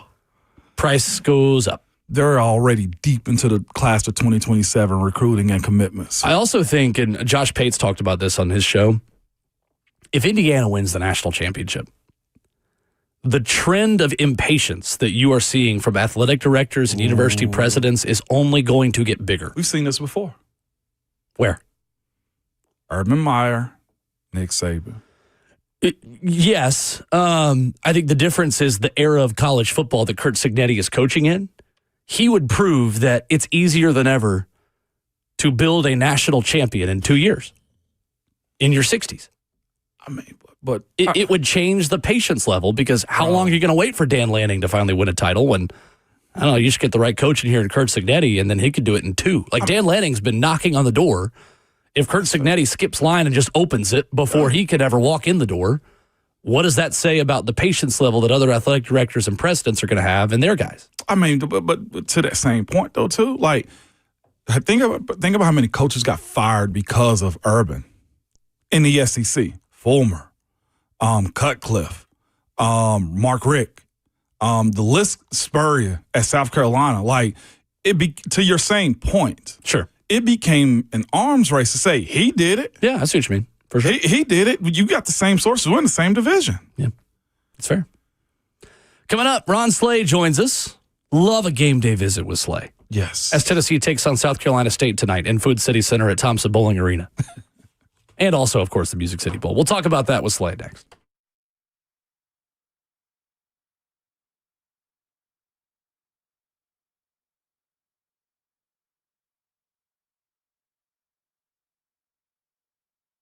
It's Ramon Foster for Hiller Plumbing, Heating, Cooling, and Electrical. It's that time of the year where nobody likes dealing with a plumbing, HVAC, or an electrical emergency at all. Most of the time, you don't know what it would cost you if it'll get fixed right, or if it's just something that somebody's just trying to sell you because they know you're not well-versed as they are. I'm telling you, when you call Hiller, the experts are going to solve your problems quickly, and the price you tell is the price that you will actually pay. There are no hidden fees or surprises on your bill when you get it at all. They've been in business for over 35 years and are family-owned and operated. Their techs, I've dealt with them personally, are very professional, experienced, and just trustworthy. And they're all background and drug screened, too. When they're on their way, you'll receive a photo of that tech and a link to track them in real time so you're not sitting around wasting your time for them to show up. Here's what I love about them. Their motto has been, happy you'll build, the service is free. They absolutely mean it. If you're not satisfied with the work that they've done, they will make it right or simply just give you your money back. To learn more about Hiller or to book with them like I do, visit their website at happyhiller.com.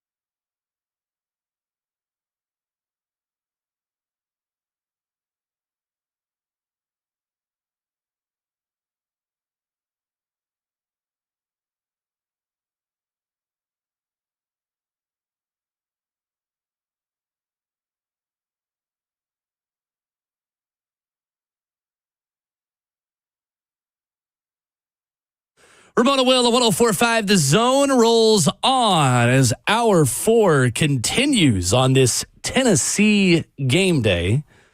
Ramon Foster and Will Bowling joined by ESPN, SEC Networks, and 3HL's Ron Slay via the power of Zoom this morning. Slay, good morning. How are you? Savage.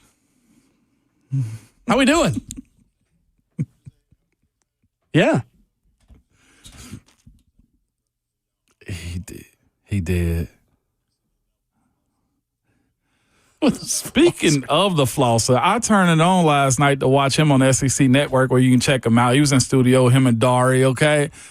And I look at the desk in this HD TV because we got a decent TV at home. Not the best, but it's decent. And I see those green flossers on the desk. And I'm like, Savage, you got to remove the flosser before doing the show. Didn't matter. Didn't matter at all. Guess what, Savage? The problem is, man, dude, it's so much conversation going on behind the scenes that you get relaxed. And see, right now, like my dog tell me, you in your element. So I'm in my element.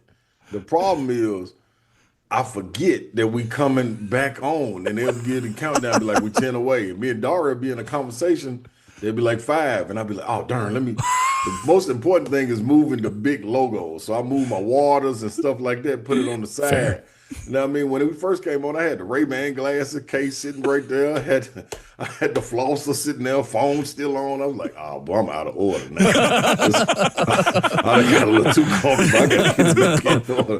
When Savage happens to the best of us. I was like, man, let me go on and move this little floss. I got my lip block. I got my lip balm. I got that little stuff right there. I got all kind of stuff going on, man. I'm just living the life, man. That's what I'm doing. Yes, you are, man. It's funny because I think if you were the show there and Dara just told you, yeah, Savage. Well, he didn't say Savage. He said, yeah, Ron, you ain't nothing without me. And I was just like, yeah, Dara, tell him. You said he was a goofball. You got some good point guards to work with in that crew at SEC Network. Man, Will, Savage, I'm telling y'all, man, like this is the relationships that you're able to build. It's kind of like what we do at the radio.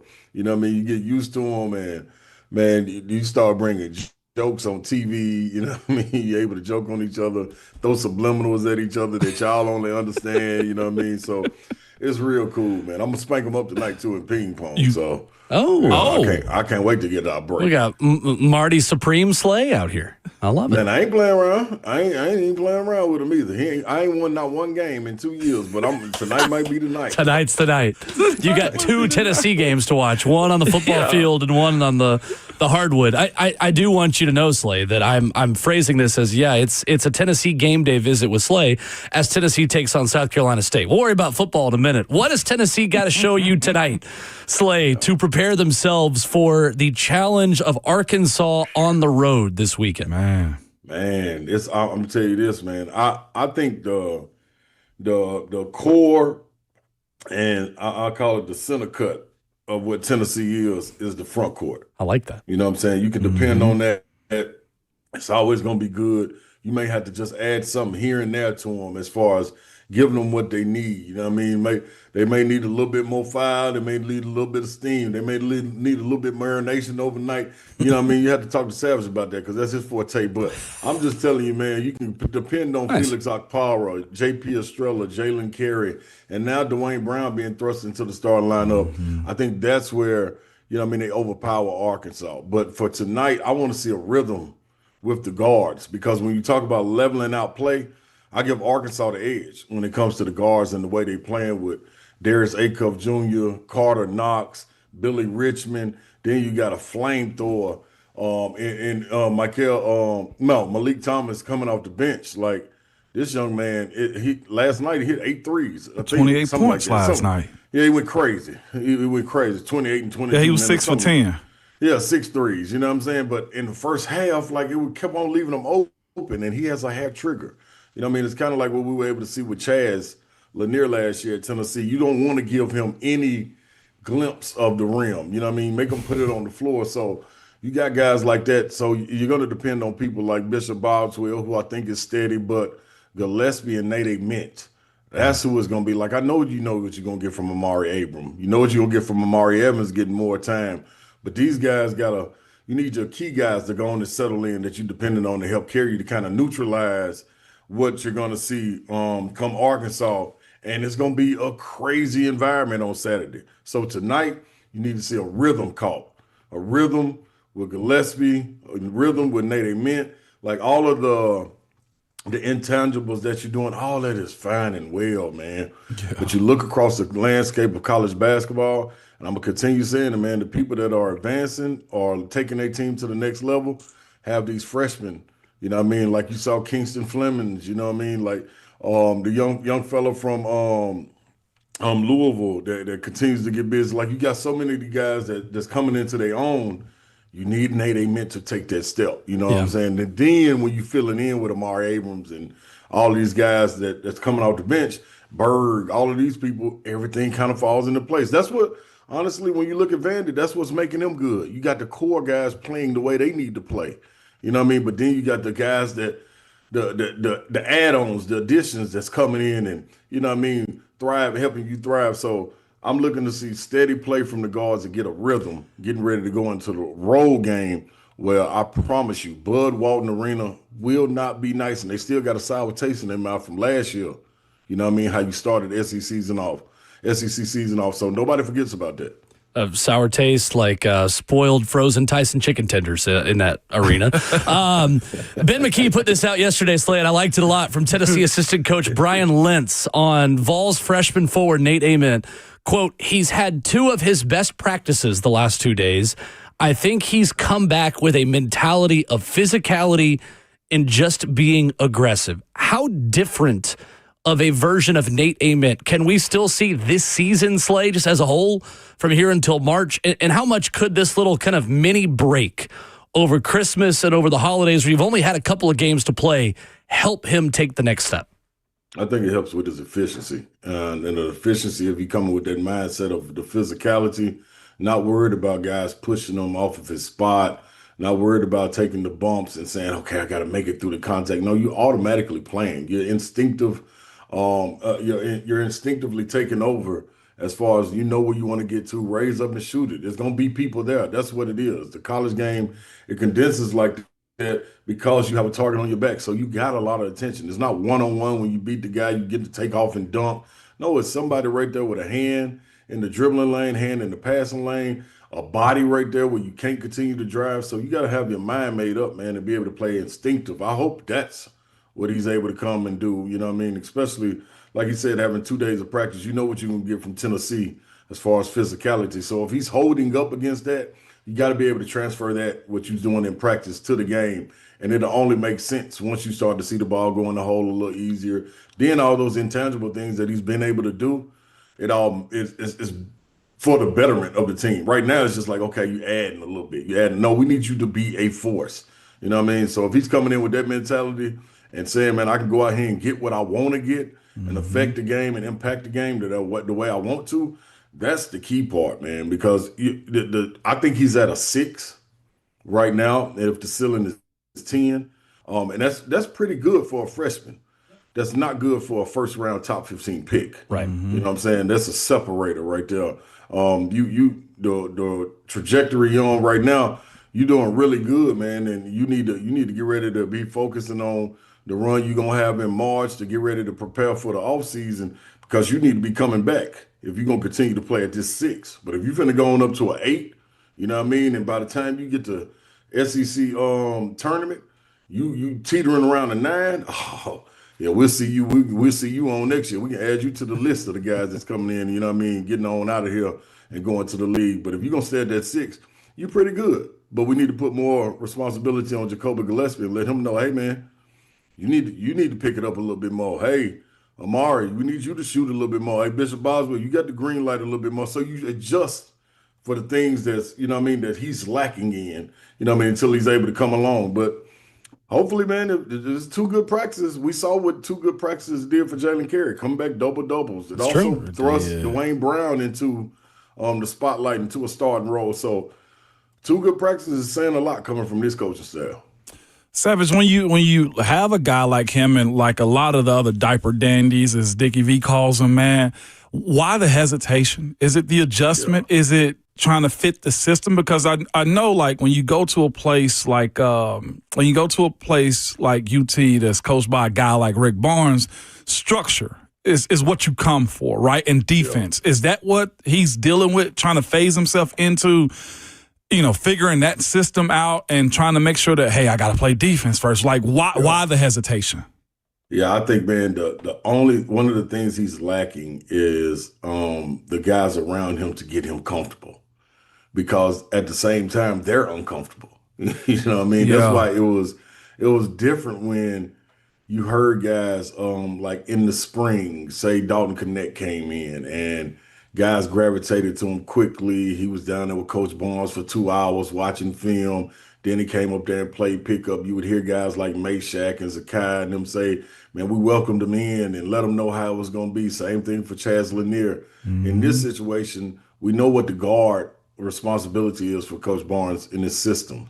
But in this realm right here, in this particular situation, you got Jacoby Gillespie trying to get used to it too. Bishop Boswell still trying to vie for more minutes. Amari Abram, he's not used to it. Berg's not used to it. So everybody trying to figure it out on the go. So you don't have that guy to take you under his wing and say, hey, man, come on, man, it's going to be all right, man. Block this part out. Take this right here. You'll get more comfortable on this spot right here. When you get to practice, man, focus on this, and then it'll build. When it get on you, man, let it go in one ear out the other, or this time soak it in. Maybe you need to say something back. Maybe he's testing you to see what kind of fight you got in you. So we've heard this all over the years, but he has it, and the guys around him have it. Outside of the bigs, and you as a guard, you don't necessarily have opportunities where you're going to sit there and listen to Felix Akpar or him break down what you need to be doing coming off a down screen. Like, what are you talking about? Dude, you need to be setting the screen. You know what I'm saying? So it's totally different. You know what I mean? So it's everybody getting acclimated. And I think the quicker they are and the quicker they understand that, man, we got to come together and we the ones that got to be the bridge for each other, that right there will get them in a more comfortable state. And you will understand what Coach Barnes is saying. You know what I mean? Like, this is not for the faint of heart. It's not easy to understand.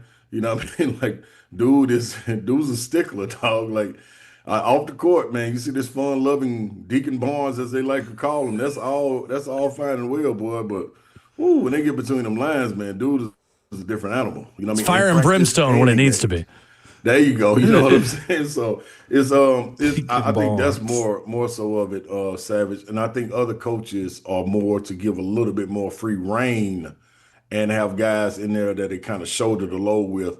That's why it's important to kind of be able to retain your core. Their retention is key. And like we talked about in football, same thing in basketball. Their retention, you got the core group of guys coming back for the same reason Florida's struggling. Yeah. They're kind of on the same trajectory. They got two guards trying to figure out what Todd Golden is, but the front court they're able to lean on. That's what I saw last night. I was going to bring up to you, man. Last night in the SEC was beat up of the Ivy League and HBCU's night, man. and Florida looks big, man, against Dartmouth. Yeah. And Chinyalu, as you mentioned a second ago, he just decided to bully them. I didn't see a whole lot of the Alabama game, but 102-78 against Yale. I mean, this going to get spicy. Starts January 2nd, in the SEC.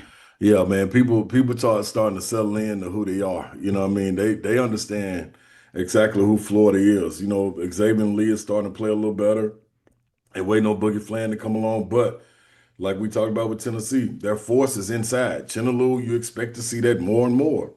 They're so huge, man. Yeah, it's nothing you can do. Like, you know what I mean? You kind of hope you got to get up under – me personally, I would get up under his skin to make him do something silly. That's what I saw, because he'll get emotional because he was back and forth with the referees last night. Yep. So you need the key on that. But you got guys like Alabama, man. Alabama shot 56 threes last night. God. You know what I'm saying? 56. Man, my middle school coach rolling over his grave right now, man. Ain't no middle school coaches everywhere are rolling over in bed saying, oh, heck. What do we mean? What do you mean little Johnny and them are going to try to be shooting 63s against the other middle school across town this week? 60, and they shot 41%, dog. So they made more threes than Yale attempted. And Yale is a disciplined coach team. So, I mean, everybody's starting to be who they are. You know what I mean? And it's going to be interesting to watch it all play out. I think it's a couple of tiers. I think you got 3 tiers. You know what I mean? When you look at the SEC, you got Alabama, Arkansas, Tennessee, And I throw Florida in that mix, and then in the next tier you got Kentucky and Missouri, teams like that, and then you got the team like Ole Miss who's trying to figure out who they are. Although they turned it on, but they was down 8-0. Georgia's emerging. LSU's looking better as far as hitting the portal and getting some athletes to go down there and play. South Carolina will be the only team that's in question, you know what I mean, with Lamont Paris. But we'll see how they look tonight as they wrap it up. I would see, man, I would see 10, not 14 teams, but I see 9 to 10 teams, man. I would stand on 10 getting into the NCAA tournament. You just don't have as many quad one games lined up, you know what I mean, throughout the season that you can kind of depend on to get you some footing if you were able to drop a couple get back in the mix. Now, you know you're going to get in trouble. What's that? Because you went through all them schools and lists and tier 1s, 2s, and 3s and did not mention undefeated Vanderbilt. Boy, they going to light you up. See, guess what, Savage? That's why they got to watch the show. If they watched the show last night, I would have told them, you know what I mean? Everybody could have saw. I said the best team in the SEC right now coming out the non-conference is Vanderbilt. No ifs, ands, or buts about it. Now, what you got to understand is the competition that they played ain't the strongest either. But stop, Savage. They undefeated, man. Yeah, no, but the way they beat the people in front of them, you know what I mean? No, I give them that. The way they beat the people in front of them, right. You know what I mean? That's all fun and well. Just same thing for Georgia. Georgia got the same. They got the same gripe, you know what I mean? Like they right there battling as well too. They only lost one game, so they ask you what you want to do too. They got a backcourt that's getting busy. They averaging about 98 points a game too. Yeah. So what y'all doing, Vandy? We doing the exact same thing. The way they looking at it, that's why it's gonna be good. It's gonna be good because all these teams that kind of boasted and went through the gauntlet. Yeah. Auburn, Florida, Tennessee, Arkansas. All these teams that went through the gauntlet. You know what I mean? Took some losses early. Was like, okay, cool. But now these teams that, kind of lined it up and played like some mid-majors and spanked them up, you know what I mean, low-tier D1s and, low-tier Power 4s and kind of got what they were supposed to be, LSU, Georgia, Vanderbilt. Now we get to see what it really is. Line it all up. Now, Vandy has the privilege of going to South Carolina first, who I think is kind of last-place team. Wow. I expect them to spank them up on Saturday. But, hey, man, you never know how it'll fall, man. It's true. You want to do one more segment, talk Music City Bowl? I do 100 more segments. All right, I love that. I love that. And will again. Ron Slay talking Tennessee, Illinois, coming up next.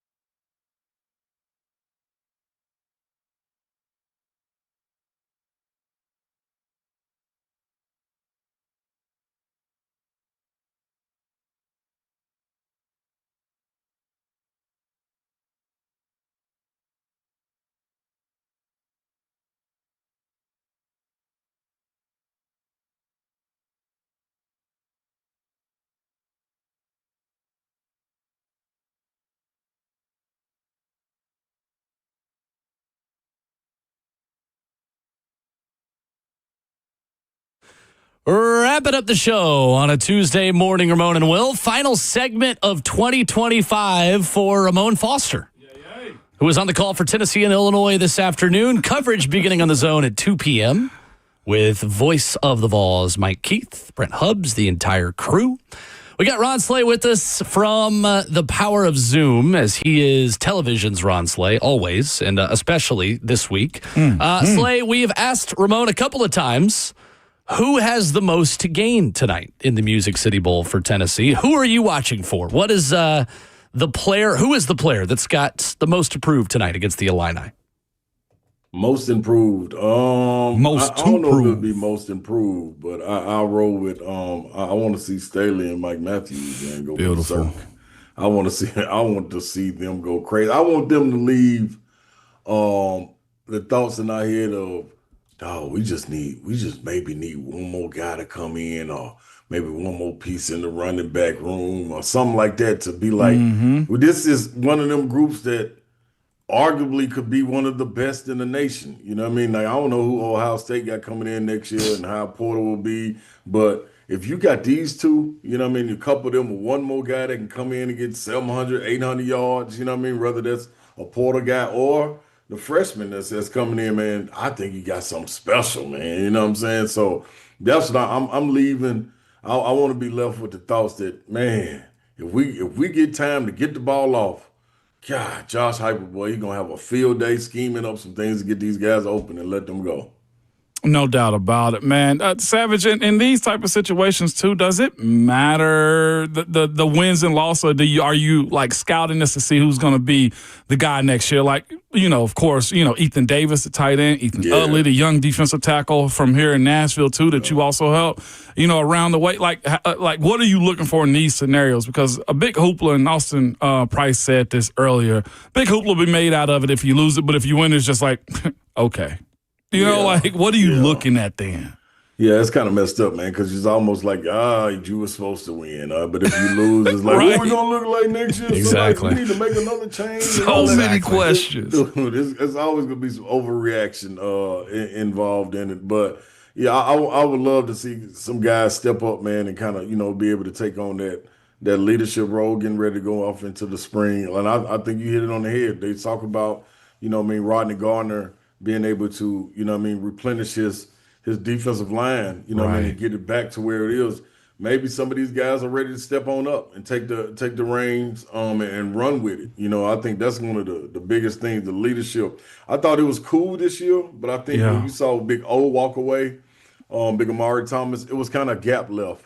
You know what I'm saying, right there. So you need somebody to emerge and kind of be that guy to kind of, lead this group. And I think there's a lot of talent there, but who will it be? So and then I heard Will talking about safeties, and how much it'll be needed there. Who can step up and make you kind of question who you go get in the portal? That's what I'm saying? Like, walk away from this situation and be like, man, like, there's been some guys there. They've been there for a minute. I would love to see guys come back home. Caleb Beasley, like, what you got in you? You know what I'm saying? Like, you coming off your cool little birthday at home, you get to play in front of the folks. Like, show me something. Yeah? give me something to lean into. Coming out of this game. So it's gonna be fun to watch, man. I would love it just because I'm playing at home. You know what I mean? It's a homecoming. That's real. That's real, Savage. When you do look at this team as it stands right now with Heupel and, of course, changing defensive coordinators, do you look at it as healthy with the state that is in right now, considering this past spring? Because this is one thing we haven't revisited. One thing I got to give Coach Heupel credit for in this year is, one, managing the Nico Iamaleava saga. That's fascinating. Another one that wasn't brought up until late was how young this roster was. How do you view the health of this football team right now, just on what was provided in 25? It's in a good spot, I think.